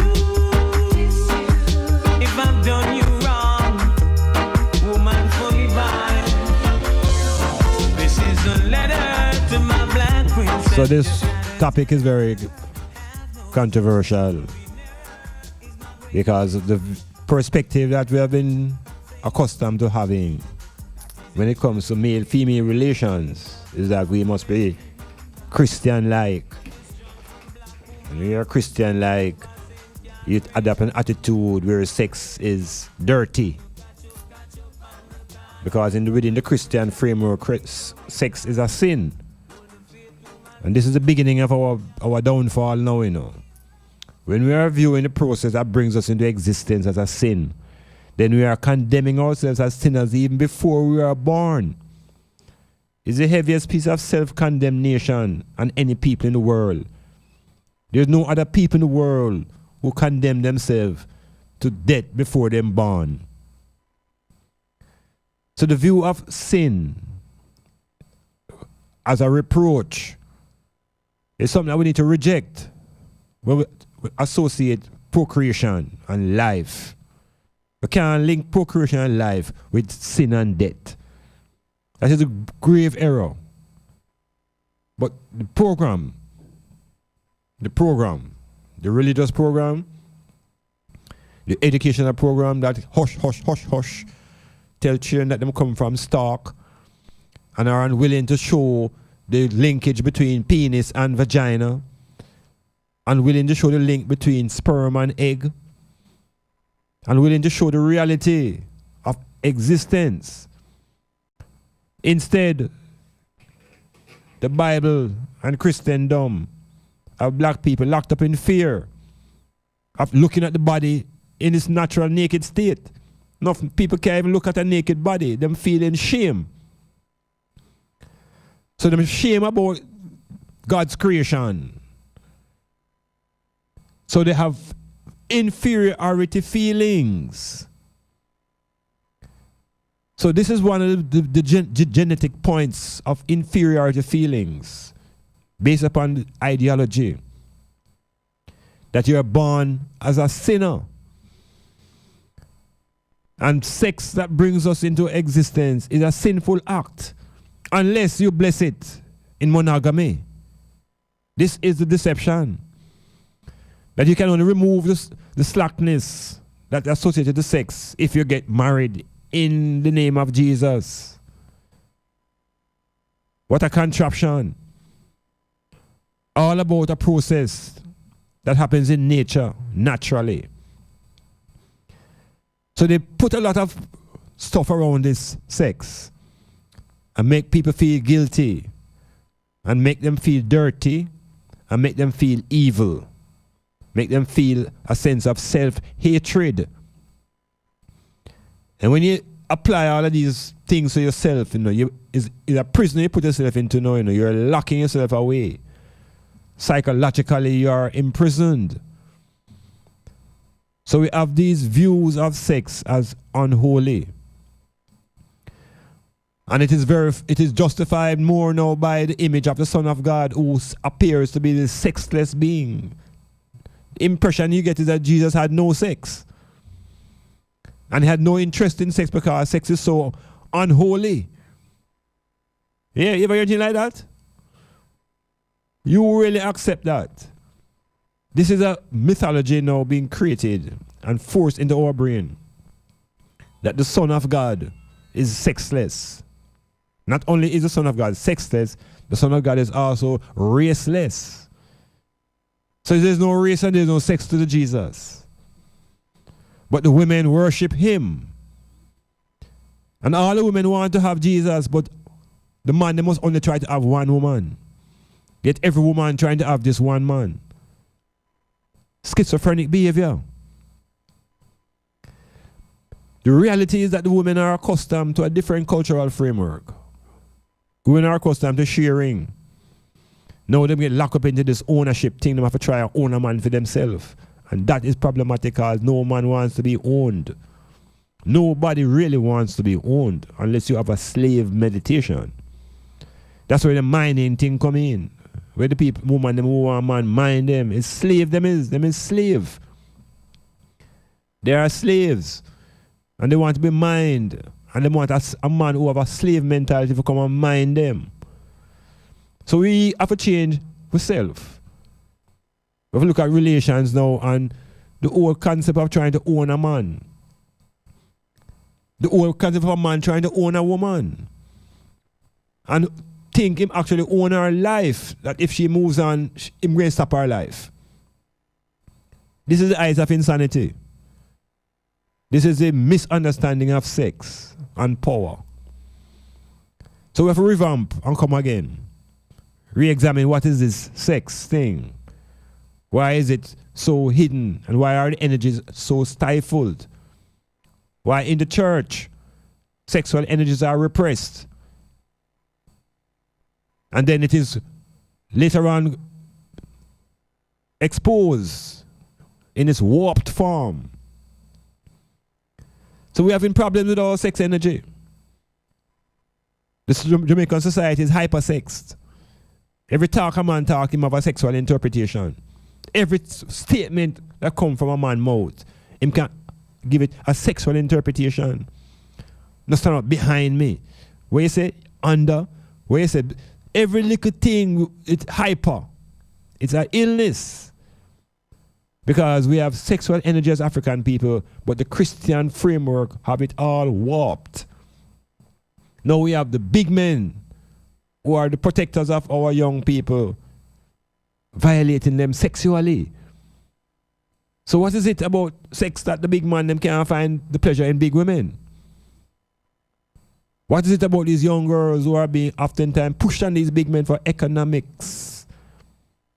As a people, we can always talk about Trump and America, but we have to clean up right here, so right now.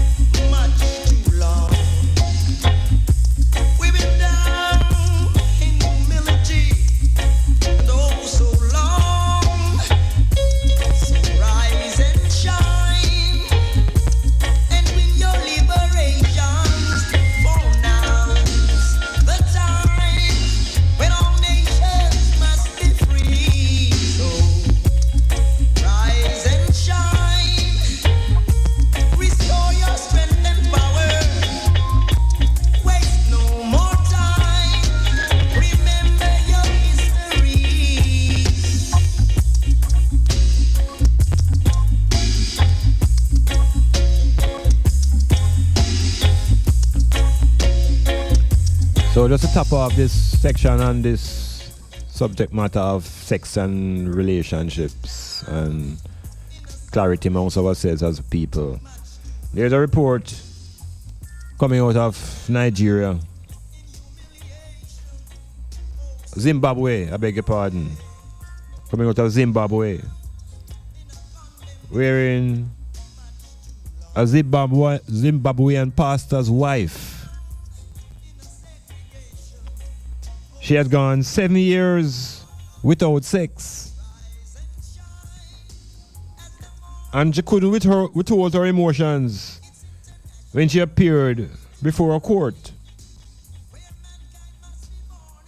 seeking her divorce. The woman said, I want sex, not Bible verses.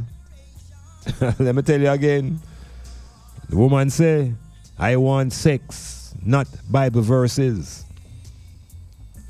For 7 years, this woman here have our pastor husband. And for 7 years, the woman don't get no touch in that area of comfort. And to weep in the courthouse for 7 years is a wicked man. And it just reinforces the point that this impetus and feeling for sex is natural. It has nothing to do with any demonic evil forces, nothing called Satan. But the Europeans have spent such a great amount of time twisting our meditation and twisting up our energies that we only can have energy to work. That when sexual energies must find them way out, we have all kind of twisted thinking that surrounds that type of feelings. So, 7 years and no sex in a marriage because the pastor quoting verses. Now, certainly the Lord must have mercy on her. And it shows you the value of this reaction, that it is nothing to do with evil forces. There's nothing evil about an urge for sexual feelings. Nothing evil. It's natural. What can become evil is how you decide to express that desire. How do you carry out that desire? How do you transform that energy into a form of activity? And what does the activity look like? So as a people, we need to confront this sex thing because it is rampant in the society. The demand seems to be increasing and the commodification of sex seems to be on the rise. So the church have a role to demystify sex and make the reality come together for people to know that in order for them to have a relation and family life, it's a problem if you wait until you get married to find out if you're going to have good sexual relations. Big problem. So the church have a lot of women who are what we call horny and can't let the horn blow because they need a husband to blow the horn. When it's really a male that will become a part of the relationship later on that will do it. In other words, now we have a thing all twisted. Everything twisted. We're putting sex in a position where if you enter the church, you can't have it unless you're married. So the man who entered the church, him can't have it unless they're married. So the two people married to have sex. And once you explore sex long enough and realize what it is, you might realize you don't like the partner.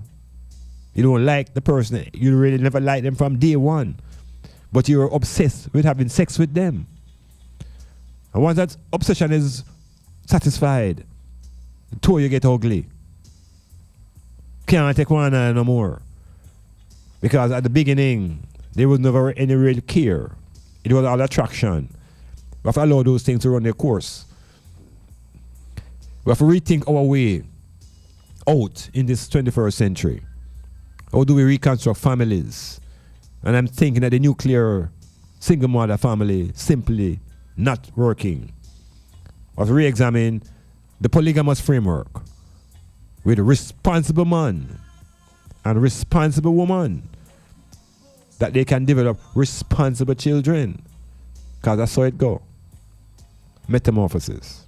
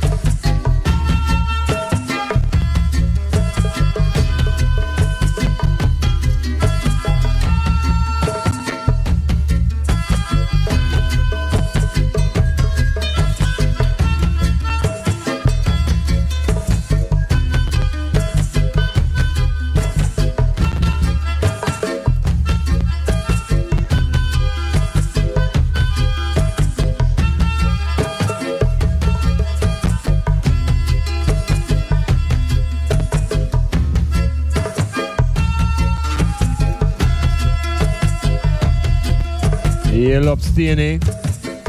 Hail up Staney Wayne. Hail up Gracie. Hail up Most Wanted. Hail up all those who are part of the listenership. Metamorphosis.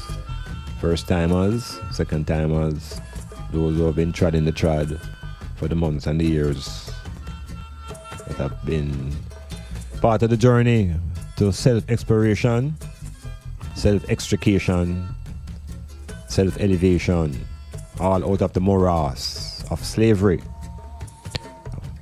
Moving from slave to master of destiny. Because we all have our destiny within our own meditation. We were not born in sin and shaped by any equity, but we were born to possibilities. Yes, we have possibilities. So we're coming out of the sin and inequity framework. Leave it alone and shake off that type of baggage. Know that we are born within the context of possibilities. So within that framework, when we look at what's happening in the world today, the media is focusing on one person, and this man has been recognized as a center of discord, a center of disturbance. And we reflect on the 14 days ago when the Americans went through their inauguration procedure and brought to the throne a new president. And this president within 14 days has disrupted the whole world order that has been set for the last 60 years. So in 14 days, Donald Trump has upset the European Union, the Germans, the Australians, the Mexicans, the Chinese, and the list will grow on and on. He is now being labeled as the most hated man in the world. But we need to review and re-examine this whole concept now again of hate. Why would hate be attached to a man like Trump? And black people now have to look at it again differently, because every time these characters rise, black people are literally in the same position. America, we must realize now, is in a state where it actually needed a leader that would fire from the hips. The nearest time that America had been like this was when Jimmy Carter was the president, when there was a peanut farmer as the president, and the Iranians were rising up and threatening the way they have always been threatening. And Jimmy Carter couldn't manage that level of boisterousness that was needed, that level of braggadocio and machismo. It wasn't in the White House at the time. And Americans removed him after one term. And they went to Hollywood and found a cowboy, a movie actor, who would shoot from the hips and have a swag. And Americans installed Ronald Reagan as their president. And Reagan came to the throne and did what the Americans wanted. Had nothing to do with black people now, talking about the white power elite. And what Reagan did, along with Thatcher, was to create a new order of world operations. And in that new order, he was able to successfully orchestrate the demolition of the Union of Soviet Socialist Republics. Was able to talk the bad man talk and give the world the bully talk that Americans want to hear. When I say Americans now, we're talking about the descendants of the pilgrims, the ancient descendants of the WASPs, the white Anglo-Saxon Protestants. Them in the millions are the ones when I speak about Americans. So they wanted a voice in the world stage, and they got it through Ronald Reagan. And Reagan combined with the Pope and London and pulled down the Soviet Union. Yeah, pulled down the Soviet Union in a very practical way through revolution and war and propaganda, and left the Soviet Union bare except for Russia. So if we realize what's going on, where the team coming from. And in this time again, the Americans have called for another character who would deal with it from the hips. Just like Ronald Reagan. This is a character now that Donald Trump has become. They call Trump a fascist. Fascism has always been a part of white man governance. They get upset when it is practiced against them as white people. But once they leave Europe and come amongst black people, they become fascist in their behavior, racist, and capitalist. So what does Donald Trump represent? Why black people should be concerned? The concern should be that it's about time we realize that if Garvey was here, Garvey would say organize and centralize. Look towards Africa. Look towards your own black redemption. And that is the message that we must take from the change in the world order. It's not about black people. It's about black people looking out for themselves now, getting organized in political structures that deal with black nationalism. So the political awareness is crucial. In a place like Jamaica, it's a level of consciousness that is needed now at the population level. It's not about politics here. It's about social understanding. It's about understanding us as a people with a similar identity. It's about waking up to this illusion of being brown and separate. It's about the syndrome of Willie Lynch that's affecting this population here on this small island, where people think that they are better than others, when the real control of the plantation is still in the hands of the few whites. So we could not look for salvation from anybody and anything that is white. We have never had it. From the day them crucified Jesus, who died for the sins of the world, black people have been experiencing more brutality since Jesus dead till now. More brutality. More wars, more genocide black people experience from Jesus dead till now. So Jesus dead could not be about for the sins of black people and the sins of the world. So how can a man die for the sins of the world and the sins of the world are intensifying? Violence is greater against women and children in this time in Jamaica.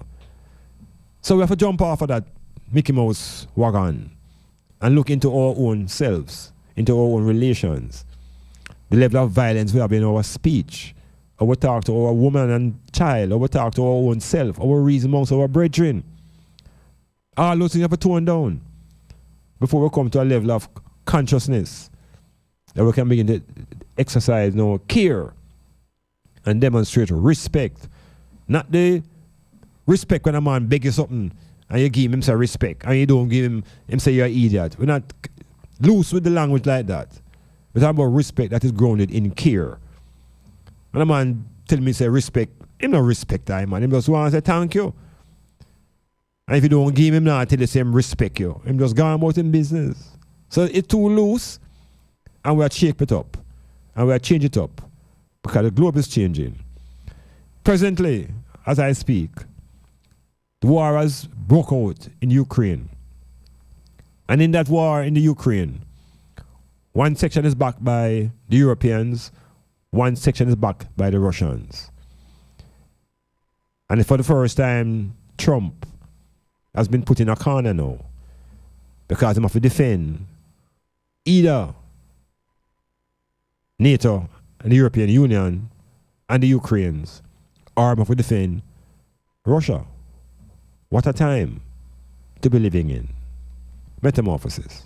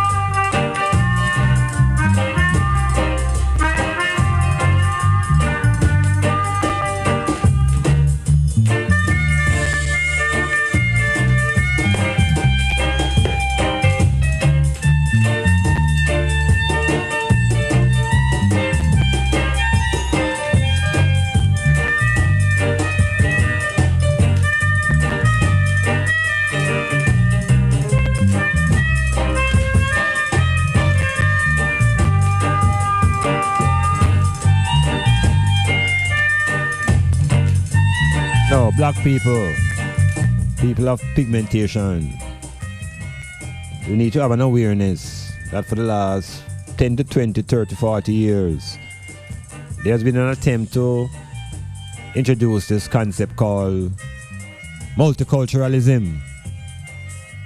Yeah, multiculturalism, diversification, and a sort of attempt to bring all cultures into one space that people can learn to live with each other and all this nice type of utopian type of living. Well, it appears that at this point in time rather, forces in America, white people have gathered in an organized way to resist this concept called multiculturalism. They are now of the view that to diversify means their own destruction. To diversify means to phase out themselves and to be browned out.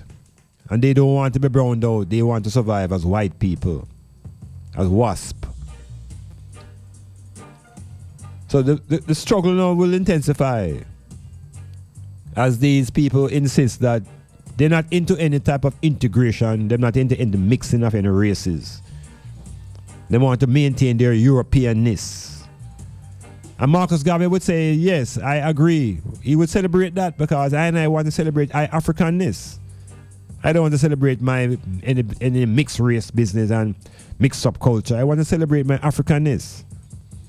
So I have no regards or any problem with the people who claim that they want to maintain their Europeanness.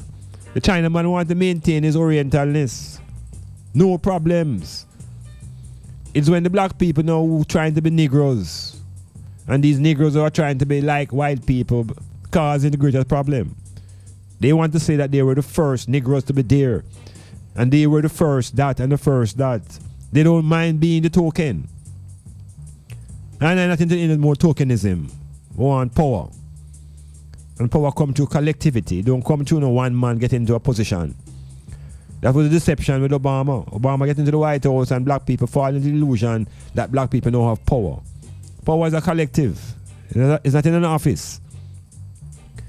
And the office that Obama held is not the office that black people were welcomed in, generally.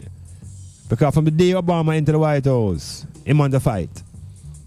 And the leadership of that fight came from a man like Trump. Trump led the campaign, challenged Obama's birth certificate. It's long time the preparation is on to remove Obama. What the white people never know is that they were replacing Obama with a white man who thinks the way Hitler thinks, that he has a superior mentality and he's of a superior race. And so all other racial groups in America now will feel the effects of fascism and racism and capitalism all combined. And so you have to think about race first. That is the nature of America now. Africans must think, black people must think race first. And along that lines, you build your economics and a political organization. So let us, nobody should be panicked by Trump. And he's threatened to deport and to restrict and all that. Don't get caught up on that. Focus on what you are doing and how you're going to be organized. Think about land. Think about South-South movement. A lot of white people escaping already to Canada, you know. Yeah, them escaping from USA to Canada. Black people, we have the islands of the Caribbean and we have the continent of Africa. So we could claim, we could claim our own things. We could claim a couple states in America. It appears that down the road, California will have their own way. California are planning to secede from America, you know, just like Texas.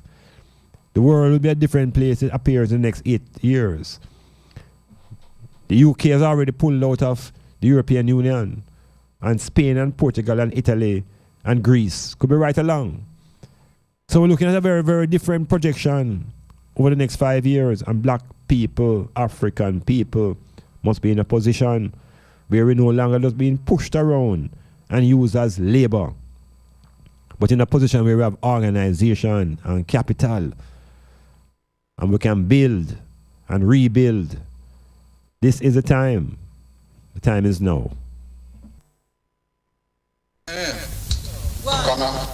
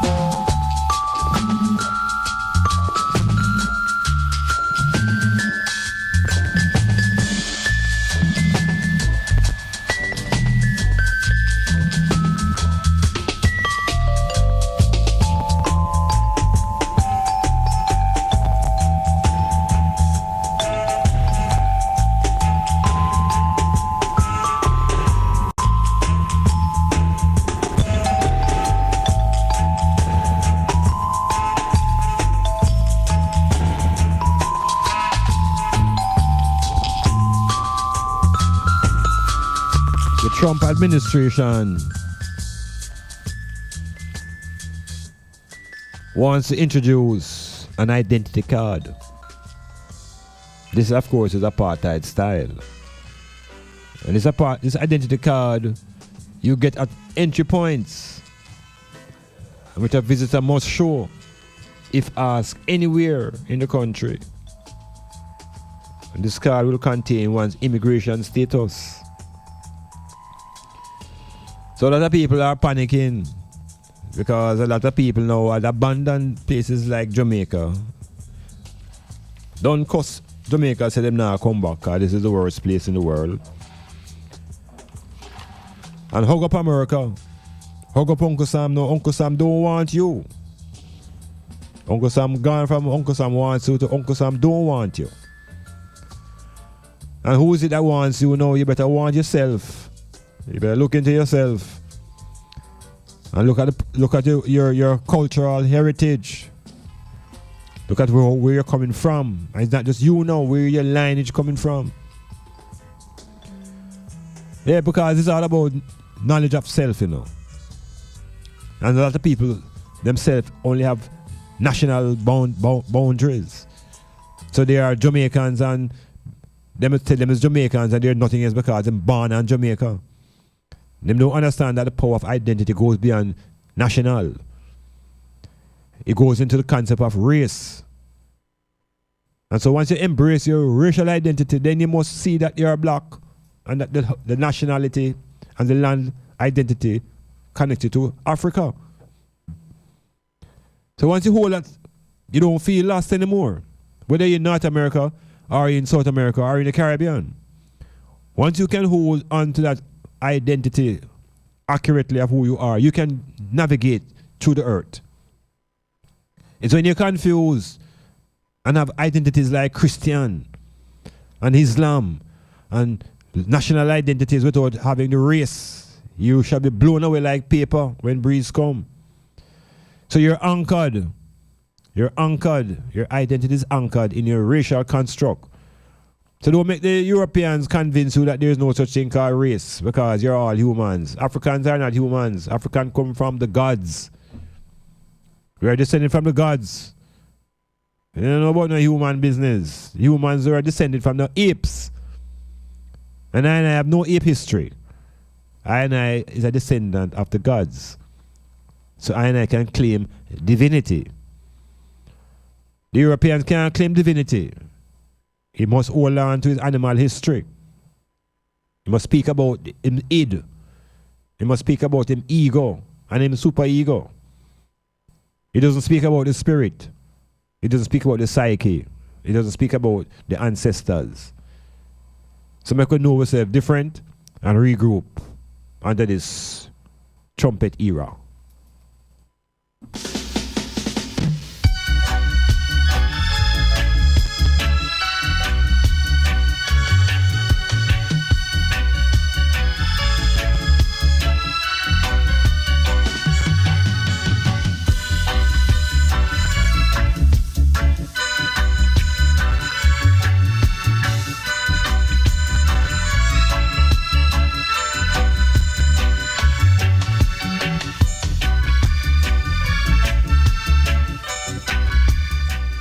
To tell you how psychology is powerful.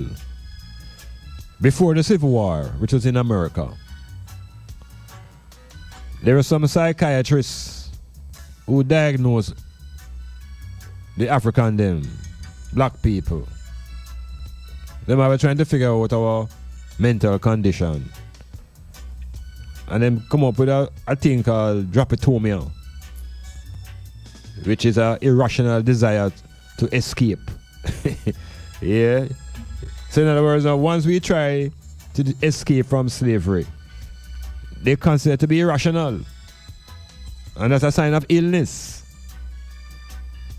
Such is the power of the literature of the Europeans. Yeah, them say that illness if you try to escape from slavery.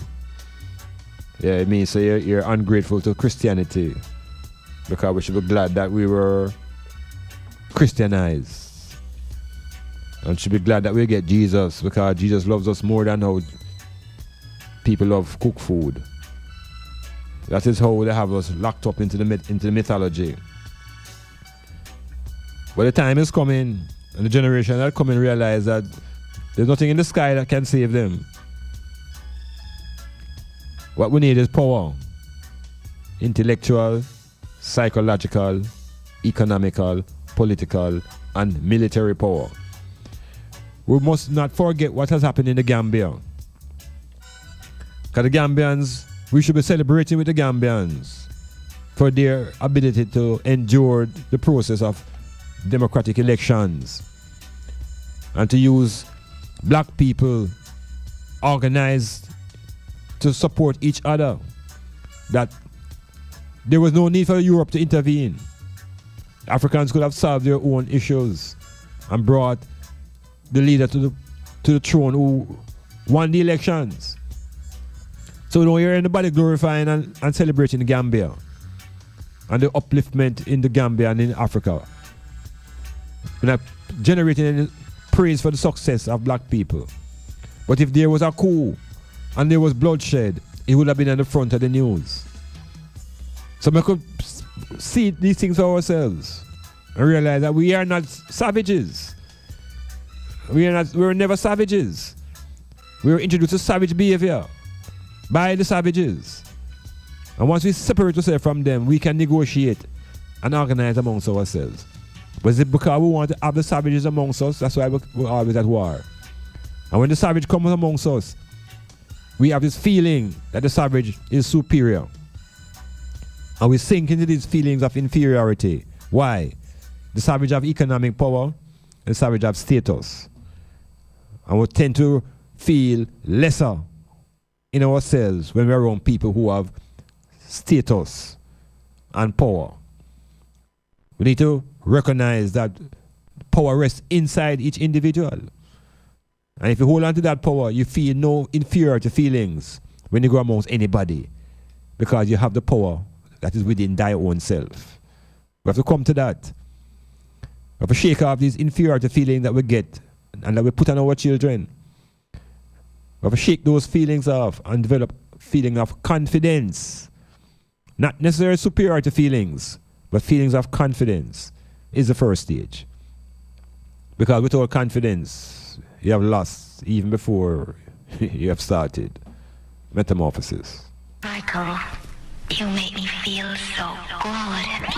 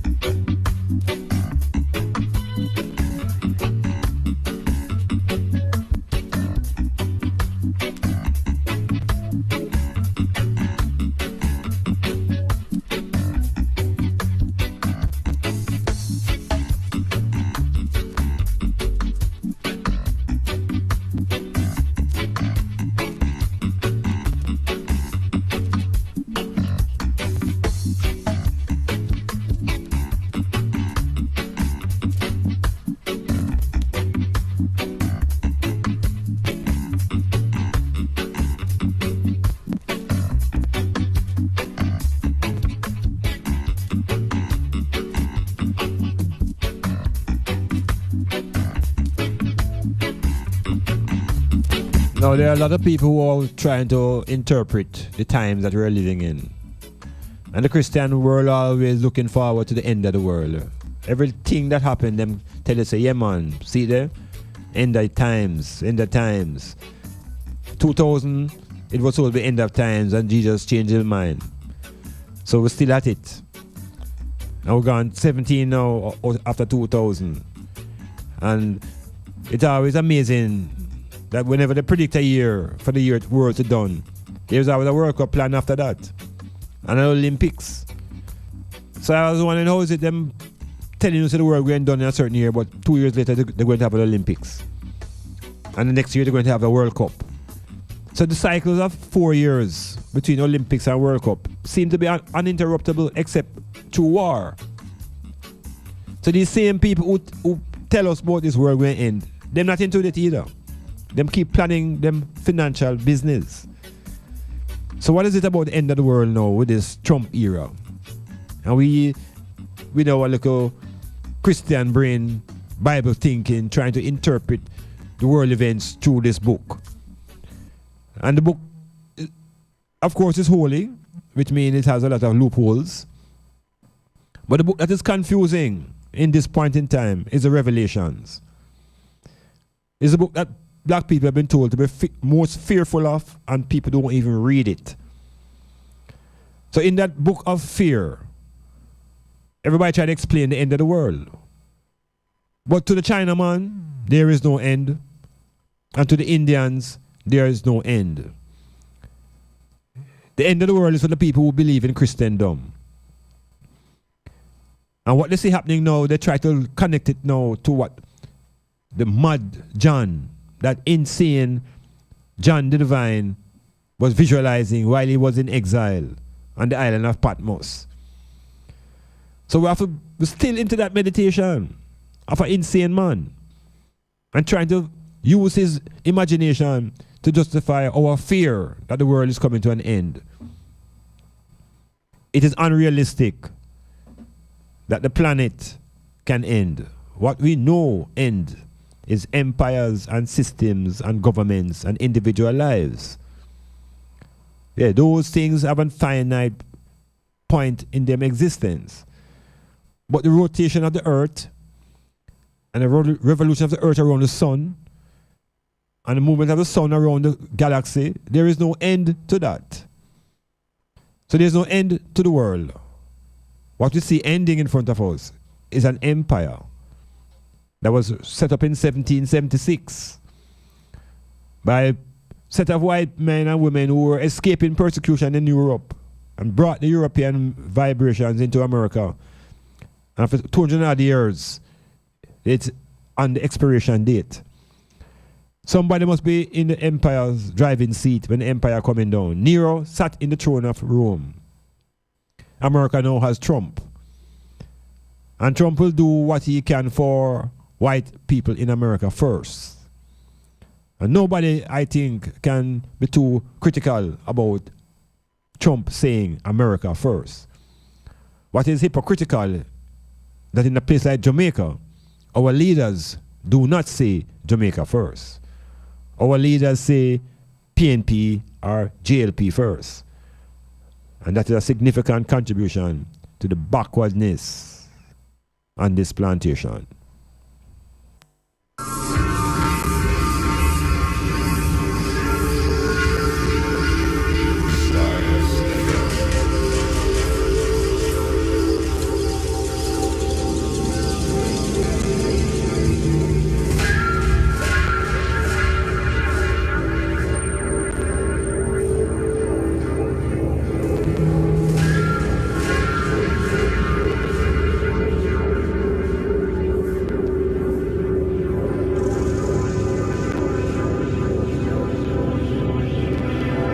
The only real committed soldiers who will die for Jamaica are our athletes. Yes, these are symbols of Jamaica. The politicians,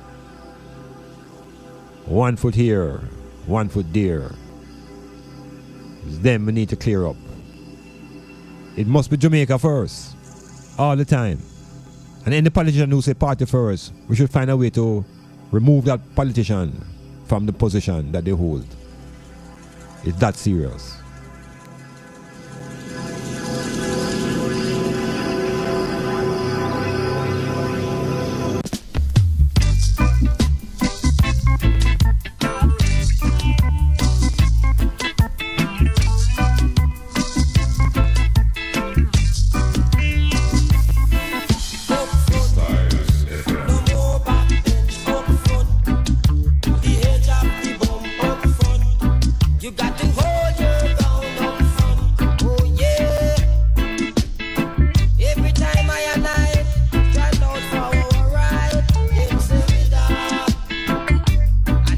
I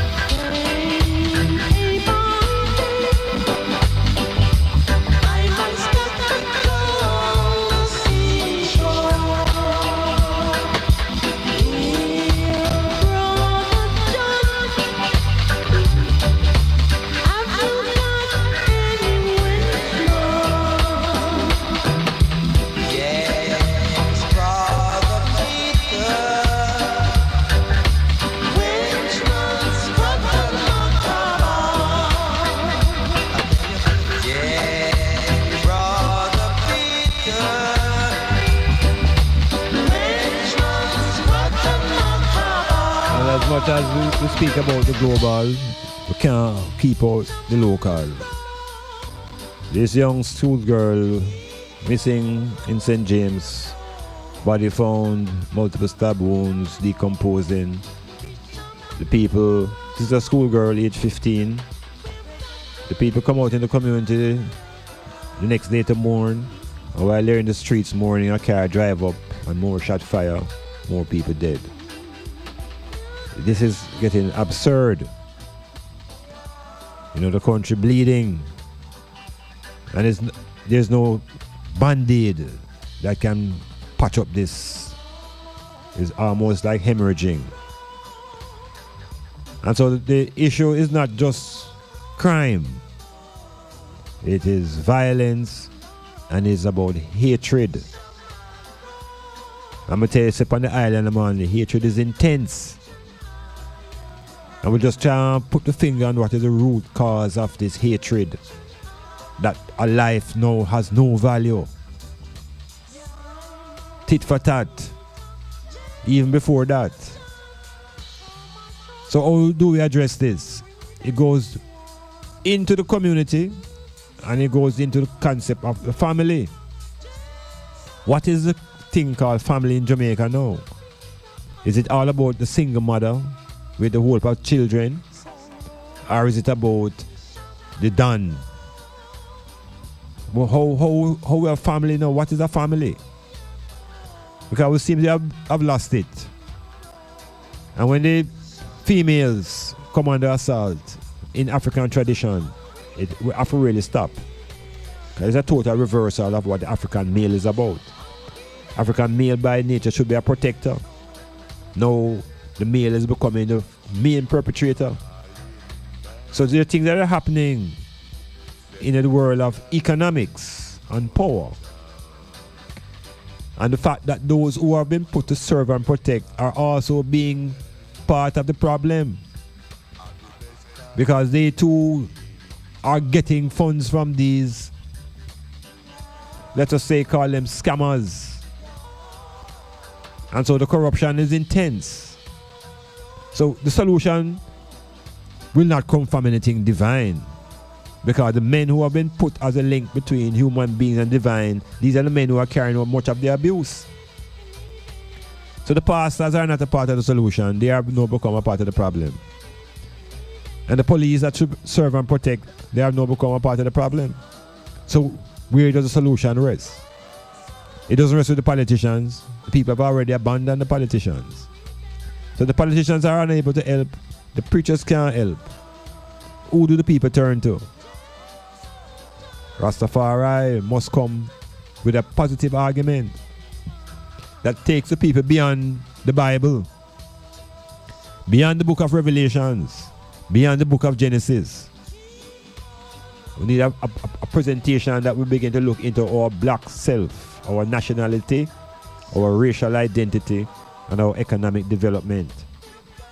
There's no other time but now. And when things are falling, things are also rising. So as America crumble, and the Chinaman then position themselves, and the Indians set up themselves, so should the Africans and the black people. And locally, on this island, it's about time the black people abandon the purple, the orange and green concept and begin to think about black.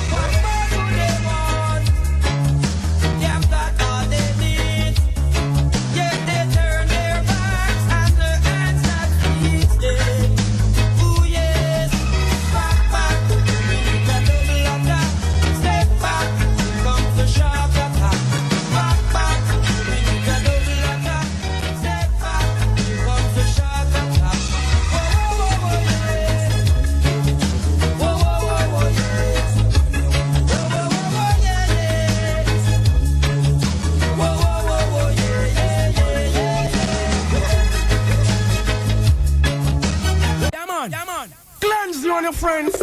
Onions. No name sweet as Emmanuel. Selassie, I shall take us from Egypt. No name sweet as Emmanuel. You don't stumble and you still you no friend. Yo, kings of the earth, come to yourself. You cannot see yourself. This virtue, God bless you with your wealth. Woman of the soil, where is your meditations? For the black child, the future generations. Kings of this earth, come to yourself. You cannot chase every skirt through you inherit your wealth. Woman of the soil, where is your meditations? For the black child, the future generation. Oh, tell me what is Babylon, children, what is Babylon? Babylon definition is confusion. One man a go lead all 10,000 woman. The fire never sees no prostitute, not one. We want the woman them strength in the Amogidian. Remember say woman they are more than man. Remember say them slaughter enough black man. Inna them slavery inna the revolution. No they on the ship no mention we shark nyam. Now for we back against the wall for the execution.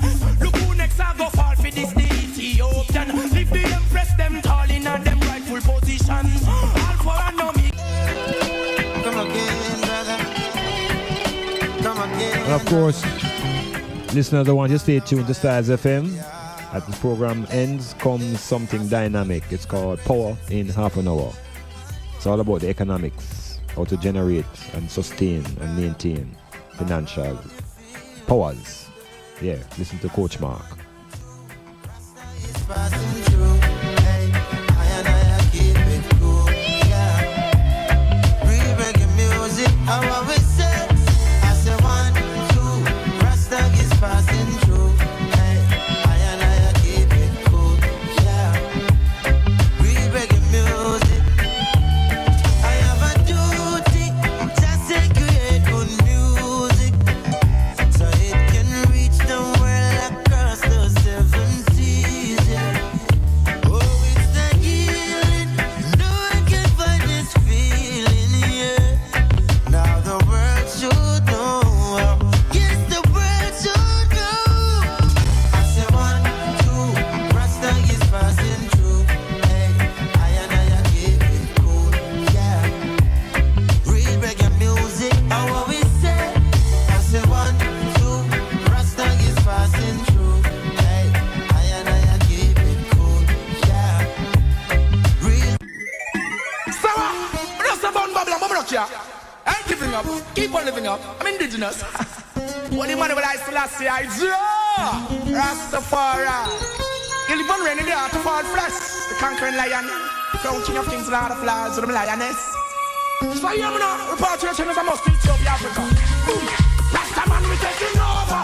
And we've got nothing to fear. We taking over. Righteousness, me declare we taking over. And we've And while we are kind of towards the end of the metamorphosis, I want people to remember that this Holocaust that they keep telling us about the Jews' experience, the Jewish Holocaust, that was a picnic. Yeah, that's a picnic.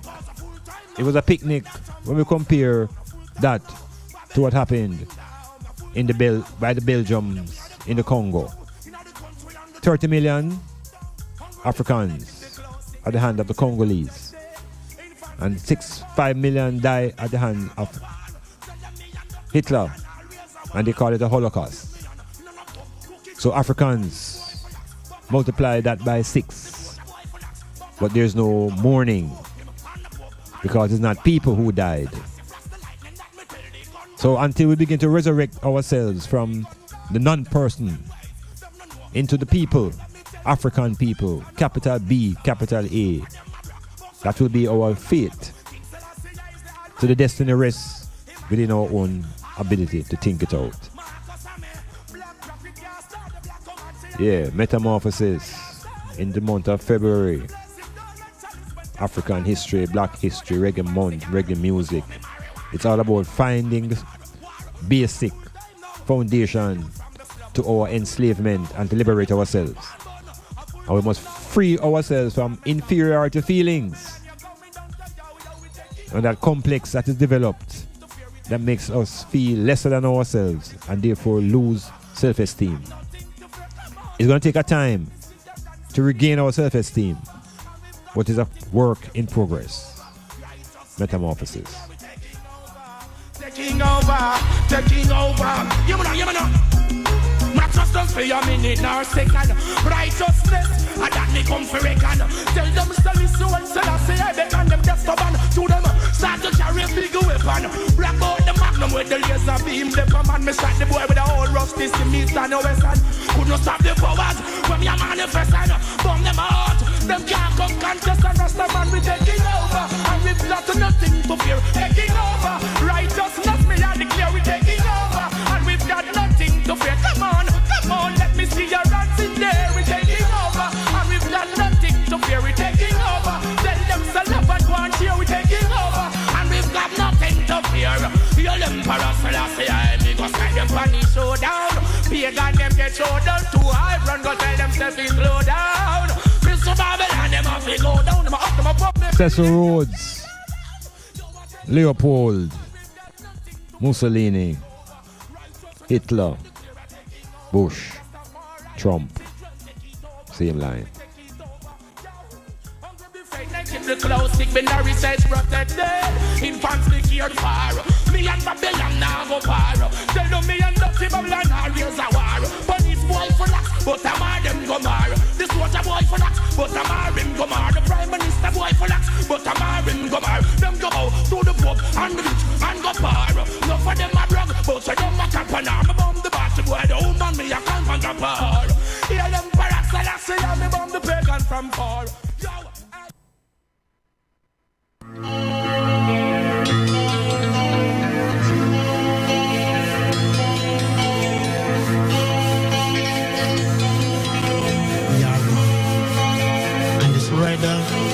Gold and green train.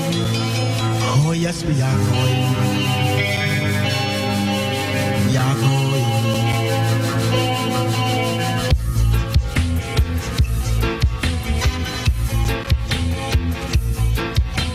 We are going now.